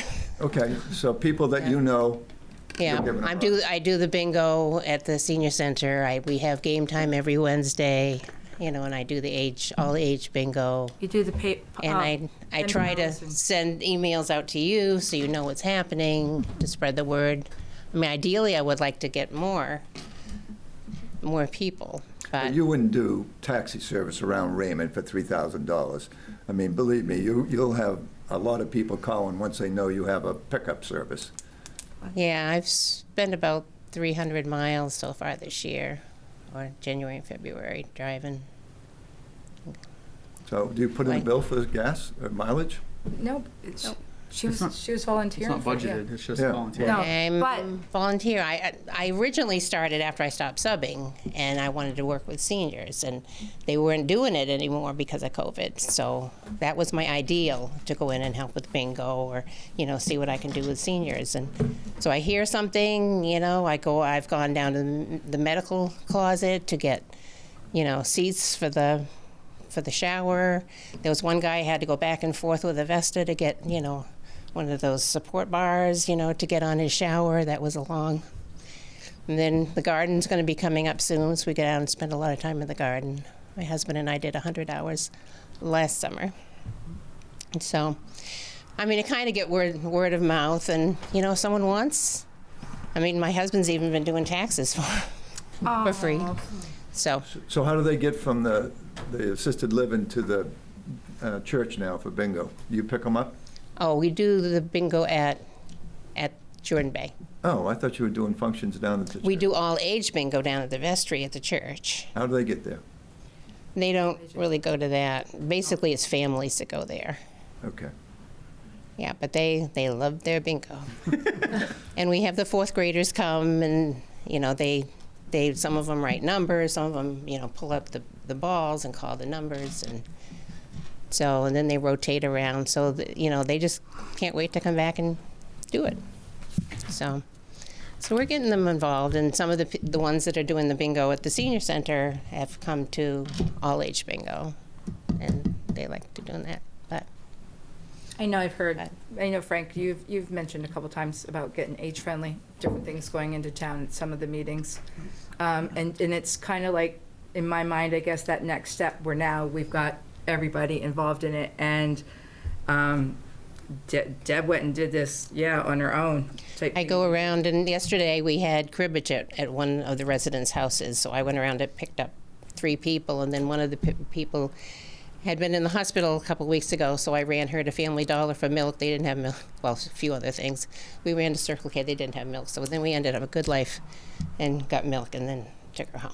So what would you ask for a budget? Not Teresa, but what would you ask for a budget? Because if we're going to put a warrant out. It'd be wonderful to have someone do it. I've been in touch. I go to age-friendly Wyndham meetings, and they have volunteers that come. They have the Assist a Ride program where you can sign up. People request I can have this. People go in and volunteer to drive these people around. But, right now I don't have all those volunteers to call on. So it would be me again, but. Dennis, I'm not doing the budget. I just got the information from RTP. So I like the idea. I'm being supportive. I'm saying. I do. I'm not picking the budget numbers. What numbers are we looking at if we're talking about the budget and we're talking about a van service? Well, that's what I gave you from RTP, not from me. Oh, so you're not, that's all we're talking about? I thought you were talking about trying to assist this process in the rec department. Oh, I would assist any way that they could on that to go to the next level, but that would also be joking, but I know that we were talking about RTP, so that's why I called to say, okay, what is the bus that comes through here at $12,000? And then when he mentioned this, I did not put this budget together. Right. This is information that I'm trying to see how everybody else feels about it. Okay. Yeah, so I think there's 2 options, the RTP microtransit option, which is the $67,500, and then there's this side option that we haven't vetted yet, that is purchasing a accessible van, using Deb and Parks and Rec to assist with the drive-in and stuff like that, but that has not been discussed in detail. So I would like for you to explore that more, because I think that Parks and Rec expanding a little bit to provide that service is, no offense against the RTP, but I would like for Raymond to expand, and I think that if you could look into that for us a little bit, Yeah, I can do give us that. some options, that would be. Yeah, awesome. I can also put it out to our network too of any other Parks and Rec agencies do that in-house as well. Excellent. The only concern is the amount of hours. We did meet with Wyndham Age Friendly, and to administer just their Tuesday shop get to the Grocery shop, shopping, yeah. was, they said a lot of hours and time and management. But we can build it a little bit. RTP also said getting manpower is the hardest right now, and they would already have it, because trying to find help anywhere in businesses right now is an issue. So it frees up Deb to be able to work on different projects that not running around, or Riley in that case. And I mean, and that van could be not only used for Insurance. seniors, what? but other. My concern type for of program. Deb is insurance. Right. If she was in an Yes. accident providing these services, Or hurt someone.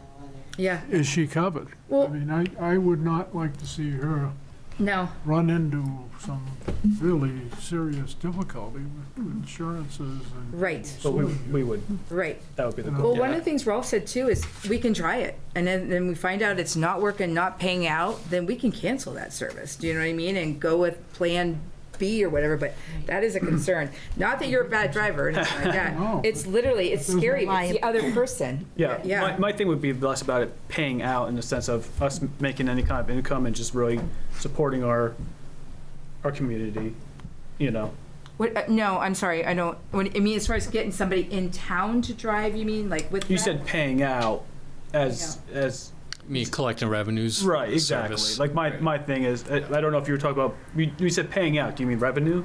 I think you meant insurance payments. Oh, paying out on the Yeah. insurance. Insurance, and stuff. okay. Oh, yeah. You would be doing the insurance, and if something does happen, it's all under their liability and not ours. So that price, when you break it down to $5,500 for what, again, dependent on me clarifying that, that's nothing, because I think the insurance, like you're saying, alone on that, and you've got somebody that's going to show up, you've got somebody that has the help already to do it. But I know Joe's got quite a few things that he is staffing, and Deb's pulling in people too to help her out with things. So, yeah. Yeah, well, I mean, if you guys are interested in seeing if it goes anywhere, like by all means. And if it doesn't work out, but I think they would have two options we can make a decision on. We can start exploring that. Yeah, exactly. Yeah. Because if we, But I'm just asking what was your option was? I didn't hear it. No, he's trying to get him to get numbers together to Or see if in-house. he did it in-house, and then get those numbers so we have another number to go. Numbers as far as, I'm sorry, paying her, or Buying a van. You were turning it that was way. it was all under. He was going to check with other towns to see how they do it, what their Okay. numbers are, and No, just, setting up that program in-house In-house. is Yeah. what we're talking about. What they're doing? Our own Raymond Under drivers through under them. Raymond Yeah. Rec. Raymond Rec would offer the same service as RTP So within the town of Raymond. who would be the call people then? Who would they call? Yeah, You need a well, person let- just to answer the phones and or Rec That's would what we're have- asking. Rec would have to Program. set that up as part of the program if they're going to develop. If, a program, if one is he would set all 67,000, he that comes up, back with price $1 it million. out. No, I only caught part it's of not your a fire conversation. truck. Yeah. I only caught part of the conversation, so I didn't get what you had before that. Okay. So I'm good. And you still have to find out whether people can take the RTP to Portland or South Portland or anywhere else they have to go. Or- We have him coming in, right? Yeah. Yes, I have, yeah. But I'm So saying there's more designated information from there too. Oh, yeah. Right, What's it? right. Okay. And while we were discussing, I looked up the Raymond demographics, and the 2025 population is 4,609, and the median age is 46.3. We're old. So we're an aging community, but just to give a The perspective largest on, group in Raymond are people over 65. Yep. yeah. All right, so where is? All right, so I think we're done. Still under provider agency, right? Okay. I just want to do an easy one real quick. Which I believe was the dam. Was that under here? Yes, second page. Yeah. I've got no issues with that. And I was surprised not only how much they had raised, but also that Casco was kind of floating more of the bill there. I think as it's in Casco and More it affects Thomas Pond, because if that goes away and that drops, Yeah. those people on the lake that have $500,000 to $1 million houses now all of a sudden have $300,000. Right. Because the lake just went. So They're not going to let that slide. Right, I understand that Casco has more of those people on the list, but either way, just I'm good. Yeah, I agree. Okay. All set? Yeah. All right. Public Works. Any other questions or comments for Public Works? Well, I'm still hung up on no employee for a year and still having time to send someone out to make that other revenue. It seems to me if we didn't hire anyone in a year, and we're still sending someone out to do the mowing and whatnot, that money could be used for the CIP, which is going to be growing by 100,000. I mean, the way I see it is if we use people and we need them, and it's open for a year, you would hire someone. And the reality is that was a big chunk. So all I'm saying is that there's flexibility in my mind if we're sending people out for revenues, and I still don't understand why that money goes back into a budget and not surplus. I struggle with that. But you could do the same thing with the fire department too if they're not getting people in. And what happens is you want that budget there for that. Like if he has a budget for, say, 8 people, 9 people, whatever Nathan's people are, and we do hire somebody, then we got to know that we do have it. But kind of like the public safety does the same thing where they have it in their budget for those positions. And they pay overtime because they don't have people. Well, we didn't have any. I know, but so why wouldn't we take that out of there for those holding those positions? Because they're paying overtime for those positions to be filled, and there's no overtime here. Well, we don't know if there's overtime there. Can I interrupt on this? Yep. Yes. We were short one person for 3 months while we searched for a person. We had another person get done, and we had another gap for 3 or 4 months. So that gives you the 6 to 8 months there, plus I've got a part-time position that is empty right now. The reason you don't see any expense there is because I'm filling the overtime position with that, with me plowing. I'm the spare plow truck driver. When Eric goes out and mows, he's gone for maybe a month, maybe a little bit more than a month, and my schedule is built around that. If we gotta pull him in, we can pull him back in. The problem with filling that position is then nobody's applied. Yeah, I wrote down when you said I've had an open position for a year, I haven't filled it. So I wrote down you hadn't filled it for a year, and you still was sending a man out. In a month's time, you made 77 grand, I guess, or 76. So it just seemed to me, and we've got Some of that money, Dennis, was we went over to Gloucester to help them during the storm event. That was a big chunk of money. I want to say that was around 20 or 25,000, somewhere in that area. But the biggest problem is we have not been able to fill that position. We've run the ad a couple of times, and we've had 0 response. Like to fill it, make it a lot easier for us. But we're committed, previous to that person leaving, to the mowing to these other towns. So I had to keep my commitment. I'm looking at everything in everyone's budget to move money around so we can make things work. I understand that, but. But the revenues that come in for that do go into the general fund. If you look at the, under the revenue tab, it's general fund administration, public works revenue. That's where that money goes. Right, back into his budget, not into surplus. No. No, it goes back It goes into the general fund. Okay, that's not what you said the other night. Yeah. Who, what? The other night, he said it went back into his salary fund. Yeah. Well, that's not the general fund. It goes into general fund. Yeah, I believe it goes back into general fund. I don't Okay, think- like I say, that's not what was said at the last. That's all right. I'm just trying to find money. That's all I'm doing. And I'm gonna keep going through this thing to keep the taxes down the best of my ability. That's all. And if you didn't use someone for a year and you still sent someone out for a month, all I'm saying is it makes sense that that's money you could use towards your CIP because you were asking for another 100,000 in your CIP. So that was a good transfer of the money. That's all I was saying. Do you keep track of your hours? No, that's exactly, yeah. I'm sorry, what's that? Nate, do you keep track of your hours? Yes, I do. Okay. So technically, what you are doing is to stop overtime, is what you just said, to stop overtime that you are filling in yourself because you are on salary. Yes.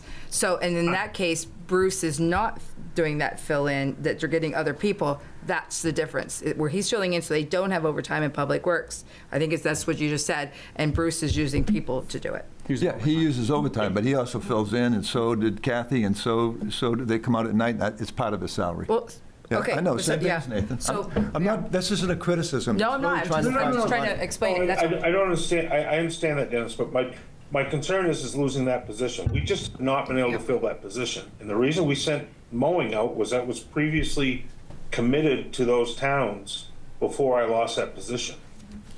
All right, We had a tough year last year with people moving around. I lost 3 people last year, and we're still missing that one person. So do we have commitments to mow into this year? Yes. So Yeah, that we commitment's do. still there?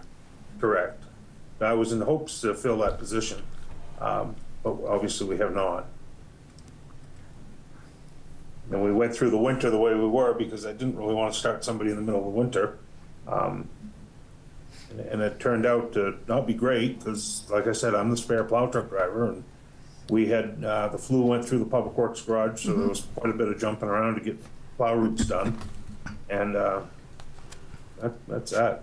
Well, that's what I had. All right, anybody else? All set? Okay.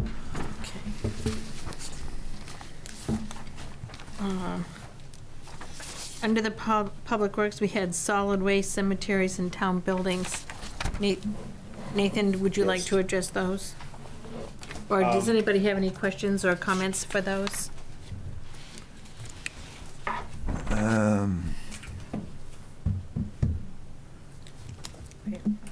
No, I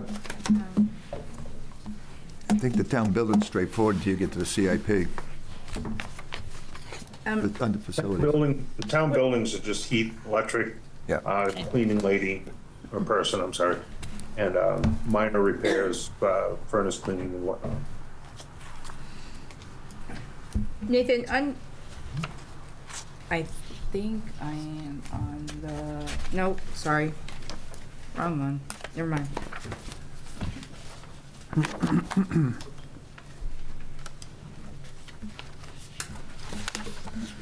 Are we, sorry, I'm gonna go with that, just the 2 towns as far as animal control? Yes, We are? right now, yes. Okay. Naples has decided for sure now. They're Okay. going to go with it. And do Don's you, got his hand up. what? Don's got his hand up. How can he see it? How can you see Dawn's hand? Is he right beside you? I'm not, wait a minute, I need to. I've been listening. Hold on, I'm sorry, I just wanted to finish asking what I was asking about that Public Works. Do we definitely know if there's a part-time person or not? Because if that's, is it being? They're going to try and get a part-time person. Okay, I may have missed, all right. Yeah, and we do have a lead on one Okay, that hasn't been followed up with this yet. okay. Okay. All right, Don, sorry. So Nathan, on solid waste, you mentioned the other evening there might be a competitor coming out of Wyndham, is that right? Correct. And I know that, Casella Country Waste has done a great job for us for a long, long time, so that's a given. Correct. But they're also a sole source entity, and they serve most of the towns around here. So it would be good to have competition. Do you have any more information about that? Is that going to happen soon? What is happening? At this point, I just talked to, just talked to him yesterday. Posted Road's got a phone call out of him, finally. I don't have a lot of information to give him at the moment because we still have that option to renegotiate with Casella Waste for, I think it's a 2-year extension on our contract. And I want to exercise that option first. There's a couple of reasons there is we take our recycling to them. And as you said, they've done a fantastic job for us for many years. So I want to exercise that option first. We're just starting into talking to them about that. I probably would guess it would probably be a couple of 3 or 4 weeks before I have any solid information. So you don't have any sense of what the % increase is going to be for the 2-year extension at this point? No, I don't. We're a year away from that. So it's probably not going to be what we were able to accomplish in the past, where we keep it roughly flat or thereabouts. Probably that's not happening. Those days are gone. That's my target, but I don't know as though that's going to happen. Yeah, okay. Well, I think it's exciting that there might be competition, and I hope that there is, and we'll see what happens, I guess. Thank you. This is what's asked for. That's what. Right? This is solid waste. No, it's current. That's current, and this is requested. Right, this is current, though, year to date. You gotta go to this number. Yeah, that's darn close. Yeah. That's really good. Yeah. Good job. Okay, all right. So, any other questions about cemeteries or town buildings, or are we good? Hey Karen, when Yeah. you're doing spreadsheets, is there any way to do the public works one? No. Sorry. I can Over work the on that. next year, possibly. Yeah, we'll be working on that going forward, signing us up for it. I do need to have the public worksheets that were put together last year sent to me so that I can work on them. That were sent last year? Yeah. Back in July of last year, there were 3 sheets that were put together for a CIP for Public Works. One was the CIP, I have this. The roads and the facilities. July. Oh, yes. July 24th is the date on the bottom. It has this Public Works equipment. I think that was sorted by the item number, and then there was one that was sorted by the year of the vehicle. And then there's one that's We have that, don't we? facilities. So you're asking for the spreadsheets, not the paper? Yes. Yes, I can send the spreadsheets to you. That would be great, then the committee will be able to work with these and. Are you what talking we about this did. one? Yes, but she wants the spreadsheet as opposed to the paper, the printed copy. Right, I need the spreadsheet so that we can edit the spreadsheet for the, I guess I'm years confused. or- This is a spreadsheet, right? right. Well, yes, but you can't get that other sort one that. back? It has to be you get that one electronic. Oh, she wants the electronic version. Yes. That's all I want the okay. electronic I'm like, this version. is a spreadsheet. Yeah. Right, but I'd like the electronic version I got so you. that we Electronic, can make gotcha. a summary sheet that Yep. has all of the CIP, all the departments together in one page. Perfect, I like it. Need to go over.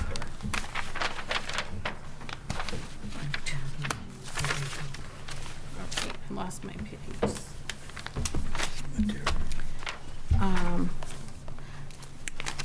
So the next item is Parks and Recreation / Tassel Top. So do we have any further questions or comments about that?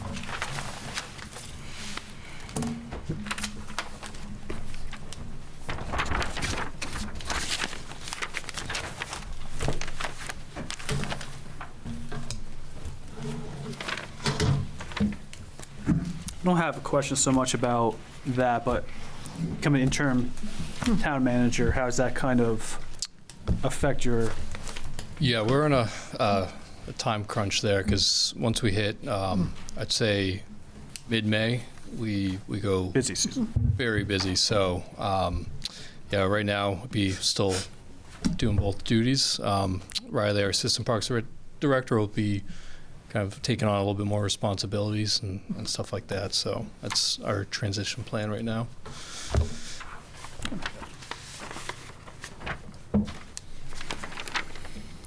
Do you have the portable toilets that get pumped all the time, year-round?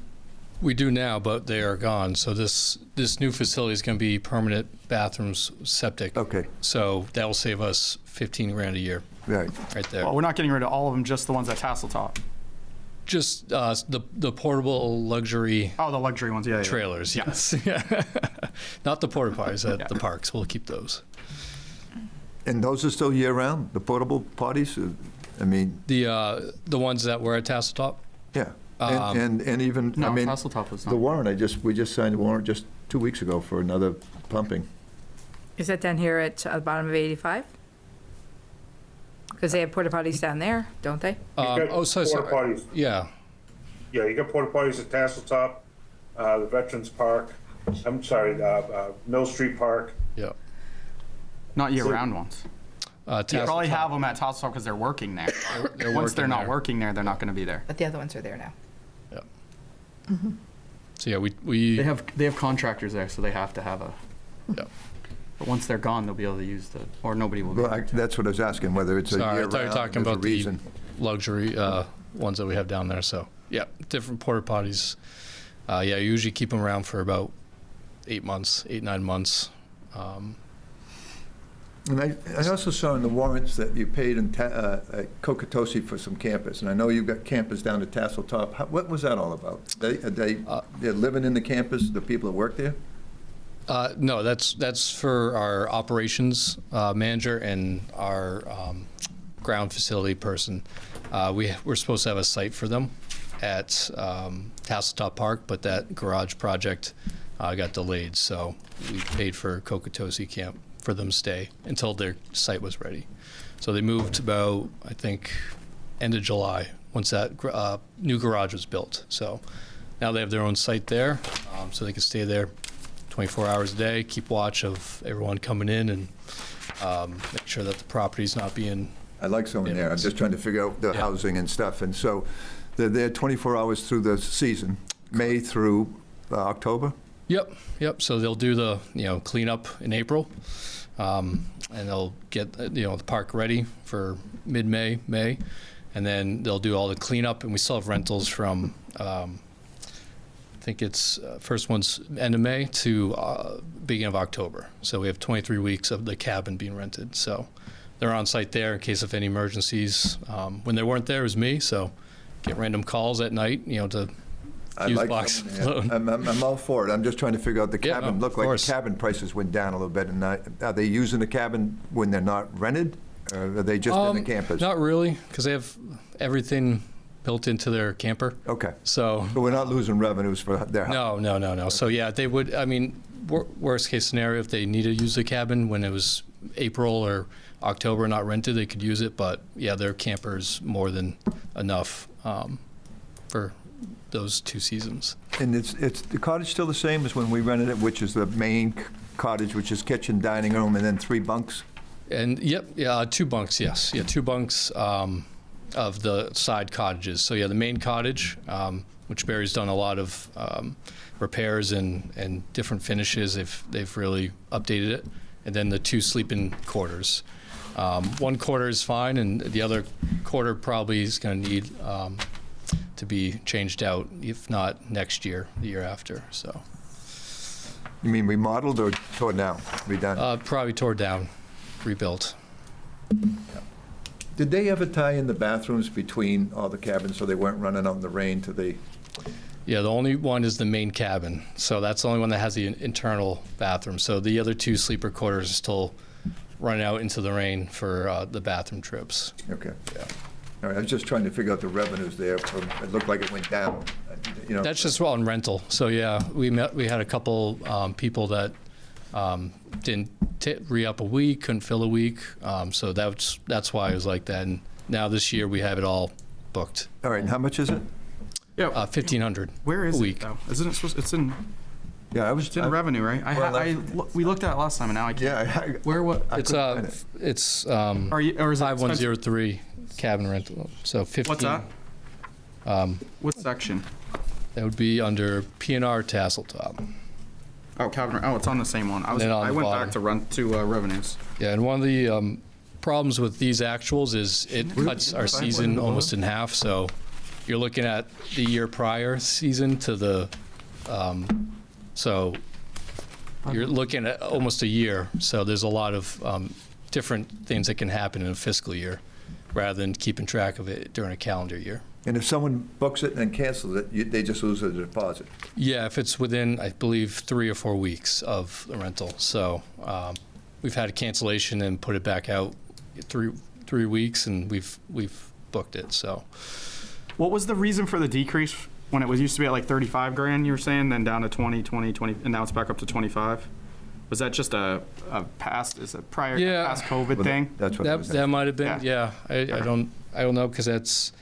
Yeah, that would be the first year going into second year. So we might have opened it up a little bit more. And also when we collect our revenues is also different. So it could have been collected earlier in the season, that fiscal year. So it could be the collection of the funds as well. Okay, because that's what I asked Derek. Yeah, because that doesn't make sense. Right, because now I have a timeline of when to collect. So I think it's been spread out. when I I thought put those out the people might have invoices. stayed in one of them, the people that were on site. That's what dropped it. It was quite a drop. Oh, so yeah, I think that's just figuring out the timelines of when to invoice and how to set up the payments. All right. Be nice to get back there, just saying. Those are the questions I had. Thank you. Need to winterize it. I just didn't understand the puppet. It's not bad in the cold weather. Yeah, Sue, stay there. They have heat? Election, yeah. Are they pre-season or are they just? Yeah, so right now we have electric heat. Just the space heaters. Okay. Yep. It's rustic. It's like what we like to call Electric blankets help. it. Yeah. All right. Is everyone all set? Okay, thank you. And our library director, still there? Anyone have any questions? Oh, it's dark to where he is. He's still here. It's getting there. You're hanging in there. Any Yes. more questions or comments for the library? I think we covered that pretty well last time. Okay, thank you, and thank you for hanging in there with us. You're off the hook. Thank you. Happy to be here. All right, and last but not least, revenues. Any further questions or comments about the revenues?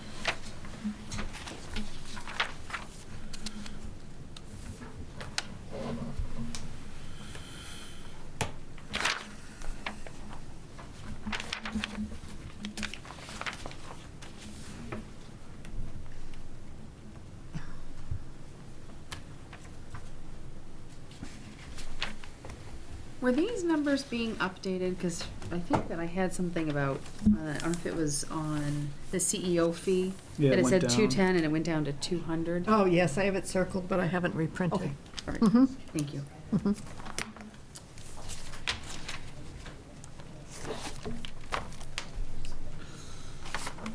Nothing for me.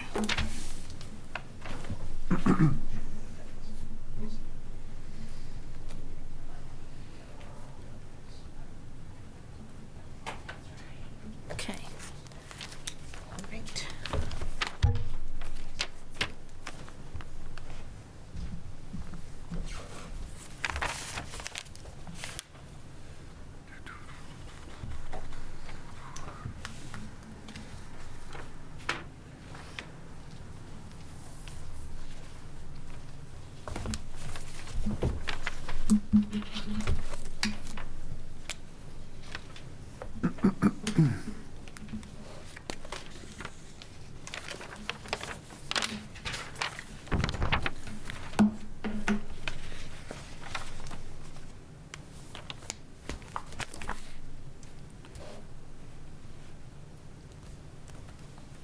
I think I have one for Nate on that revenue. Did we mow for other towns 2024, 25 this last year? I mean, sorry, 2022, 23, and 23, 24. When did we start mowing the sides? For other towns for revenue?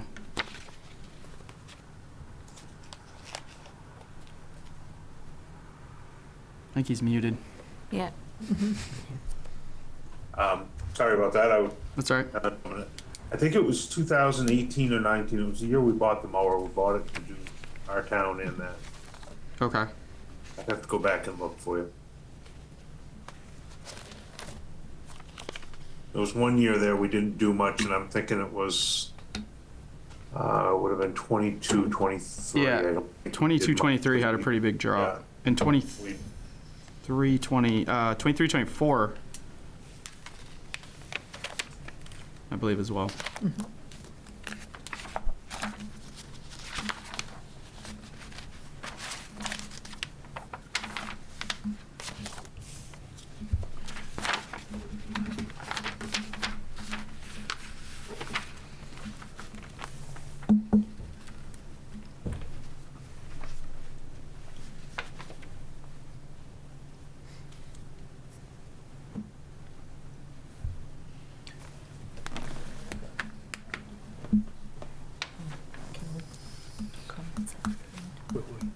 You know, something that wasn't touched on, and I know we're winding down here, and I hate to back up and cause it any more delay, but there was an issue with, and the reason I'm asking is because Public Works Director's here, and that is the milfoil donations coming in and the way it was all balanced out, and we were going to see what was going on. I think we ran over or something on it.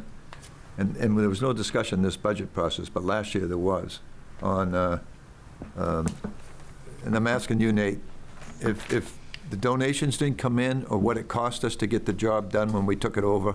I guess the volunteer group gave it up and you took it over, or the town took it over or something. Correct. Where do I Town find took it that? over. Melissa would have done most of that for us. She did some grant writing from the state, and we hired a subcontractor to come in and do the milfoil replacement, removal. I will have to get some more information on that for you, Dennis. If I speak to it, I'm going to be speaking from the hip.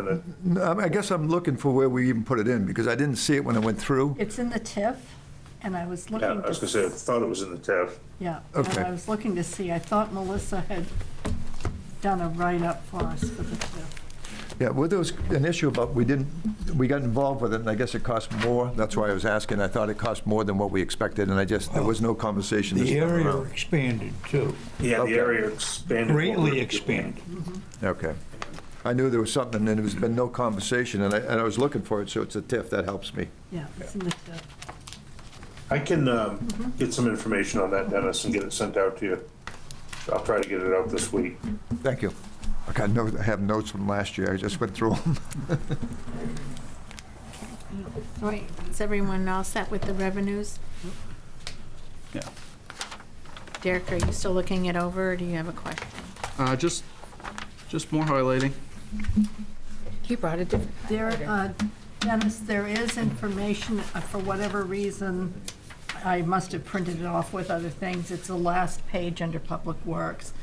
Melissa put together a summary for the milfoil. Thank you very much. Last page would Last be... page under Public Works.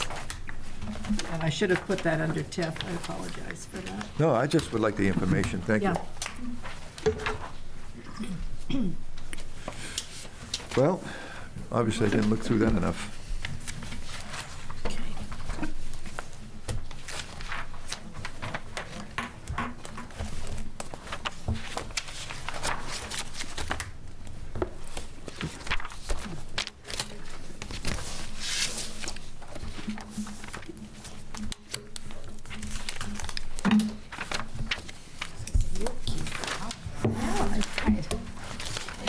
All right. All offered up. Does the select board have any comments? I had all kinds of comments. I'm done. Yeah. All right, Budget Finance Committee, any comments? All right, Sean? I do. I looking over our website and everything, wonder if we can do more to be a little bit more modern, especially getting information out there. There's a lot we can do to get information out. I'm also kind of concerned about the hiring.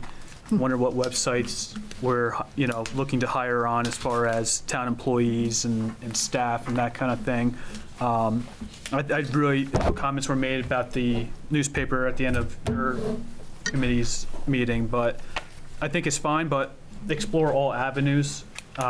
Still use the paper, but we really should be advertising elsewhere, and I don't know if that is being done. But I don't want to be pulling people from other towns, kind of switching around.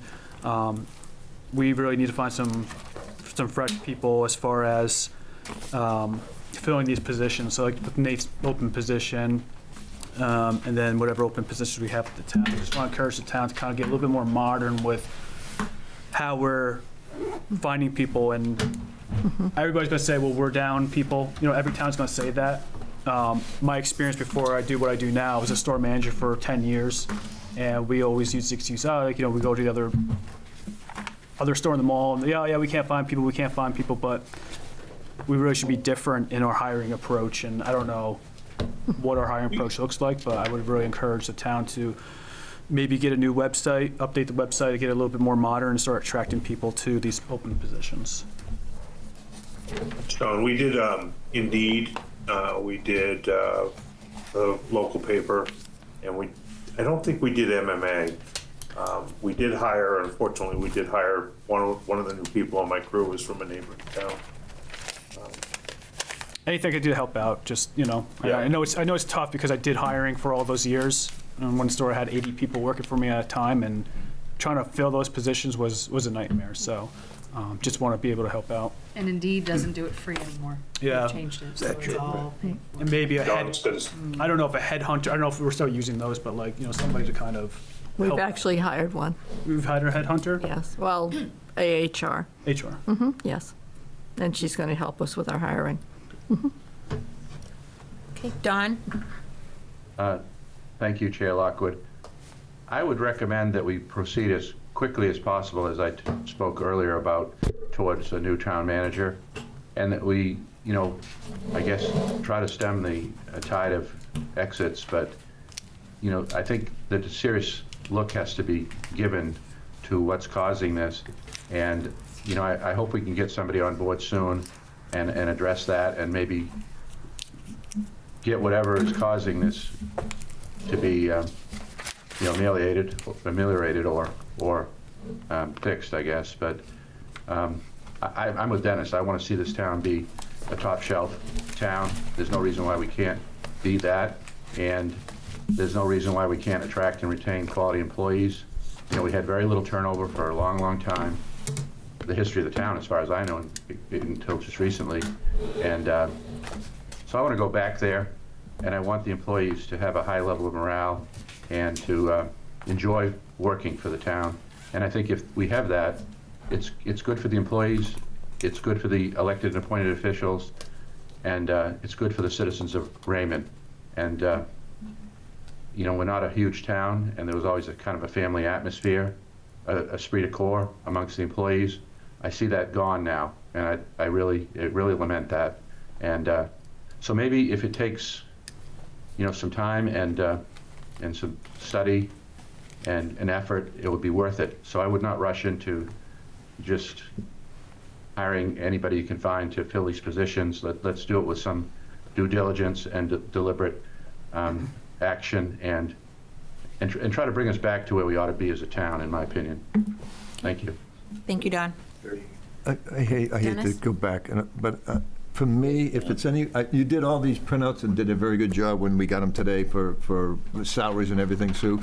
But what I'm kind of curious is, if we okayed everything in this budget as it was presented, just if there was a way to say this is whatever it is, 20%, 19. I gave you that last week. Yeah, on the whole printout on the end of that slip. Under, or at least I put it under expense and revenue. Okay, There so- is a Town of Raymond budget summary. And I saw the whole printout. So at the very bottom of that, expense and revenues, right? Nope, not that one. Go back to the front of your book. It's not the revenues, under expense and revenues, the second tab in. Yellow one. Yeah, that's what it just said. You have, Oh, you have it. you have a one-page sheet that is the Town of Raymond budget summary, 25, Where's your 26. one-page sheet? So where's yours? I went through everything when I filed I it. handed those out at the last meeting, and we have those. Go back and Maybe look go at the look at expenses. revenue. You may have put it under just revenue and not expense revenue. Yeah, well, I'm sorry if I did that, if I filed it, but I looked through for that, and I knew she said she'd given me, that's why I was asking. Yeah, because I'm the one that had handed up. Yep. Yeah. Well, there was a lot of pieces flying around. There's a lot Well, of, it's here, I'll find it. Can you Thank hand you. that to Dennis? It's in there. All right, that's even the whole better. thing? Or do you want some? Sure. Oh, no, because I've got right, give multiple. That helps me, thank you. Well, that helps me a lot, because that's what I want to work on, 7.3%. and I apologize for not having it. I took that from you. I don't need it. These are all-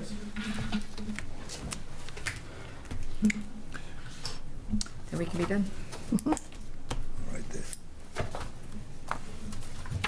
Okay. All right, so is it 11.3%? Is that the number, the increase? Go all the way down. I don't have it. You gotta go down and also take into, you got the total municipal appropriations, and then underneath that, you have the raise and appropriate, and then all the way down at the bottom, gross budget expenses. The 3.7. No, that's, oh wait, 3.7, yeah. So the budget is increasing by 3.7. That is with an assumption that county tax and education are flat.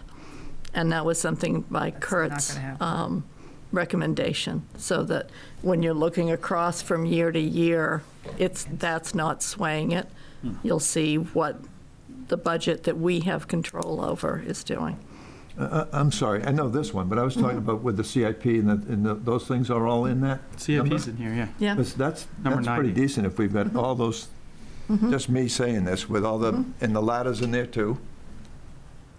I believe so, yes. If it's, as long as it's on the budget sheet, yes. Yeah, because that was like $400,000 that was put in there by Brenda, so that's why I'm still surprised. The one thing that isn't on here is the liability. I have a note to add that, but we talked about taking that, or setting that aside from surplus, so it wouldn't raise the taxes. Well, I guess I was surprised and happy to see it. That's why I asked. That's actually, Yeah, but, what are we missing? yeah, no.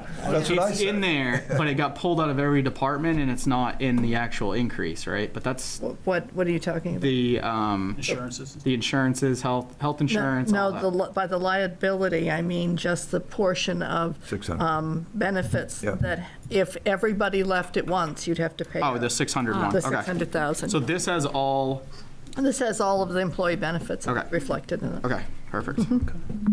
I looked at that number, I'm like, that's not it. Yeah, that's that me either. That's what I was saying. I don't I don't think I had it. That's why I was asking. CIP at 23.8 is the one that's, because I know there's 2 or 3 departments that are triple. So that's I would say the ladder's not there. like 300%, not 30. So I don't, that's. Well, and it's possible the ladder's not. Because the CIP's only a little over a Yeah, million. well, as I recall, though, the payments for the ladder truck wouldn't come in this fiscal year. It wouldn't be until the next fiscal But it still year. got raised from 75 to like 300. It was $300,000 increase. Well, honestly, I didn't think that was the total amount. That's why I'm asking. Yeah. I did see that And it number, is. but again, I'm very surprised, so Yep. I'm happy to end the meeting on a good note. Frank? I'm going to dig deeper. Frank has a Can question. I ask one more question, Mr. Chair? On your search you're doing, are you hiring a professional group to help you with the search, or are you doing it on your own? I'm sorry, with what? For the search for the town manager? Have you hired a Who are we- professional organization to help? I you? haven't talked with Ralph about it as yet. So I don't And I know. would suggest you do hire a professional group to work with you and cast a wide net. I'd be advertising in the Boston Globe, I'd be advertising in the major newspapers in New Hampshire and in Vermont. There's a lot of people who like to move to Maine. Yeah. And if there are people who move, really good town managers that want to get away from the bigger places, you might catch a real good one. That was my about the point, to get ICMA. that out of just Maine, like, there are people moving from New Jersey, New York. Go well beyond Maine. ICMA goes across the whole nation. And I think if you I have agree. a professional group helping you with that, they can make those inroads very quickly. Because I don't think you're gonna find anybody in the state of Maine who has town manager experience. Well, they don't do it anymore in the trade schools and stuff like that. They, Oh, no, I understand that. What Yep. I'm saying is, if you're looking for a town manager, and you're looking at people who are town managers now, most of them are ready to retire. There are very few of them left. So I think you have to cast a wider net to find someone that is going to live up to what your requirements are. Even if we could That's all find I'm an saying. ex-mayor or something. It's not a job you can do as a 5-member board of selectmen and Right. interim. Younger, town newer manager Select board do that committed, search. they committed to do the nationwide search. younger, newer That's people. all. We need ideas. We need- Okay. Any more, going last time, any more comments or questions? Okay, we stand adjourned.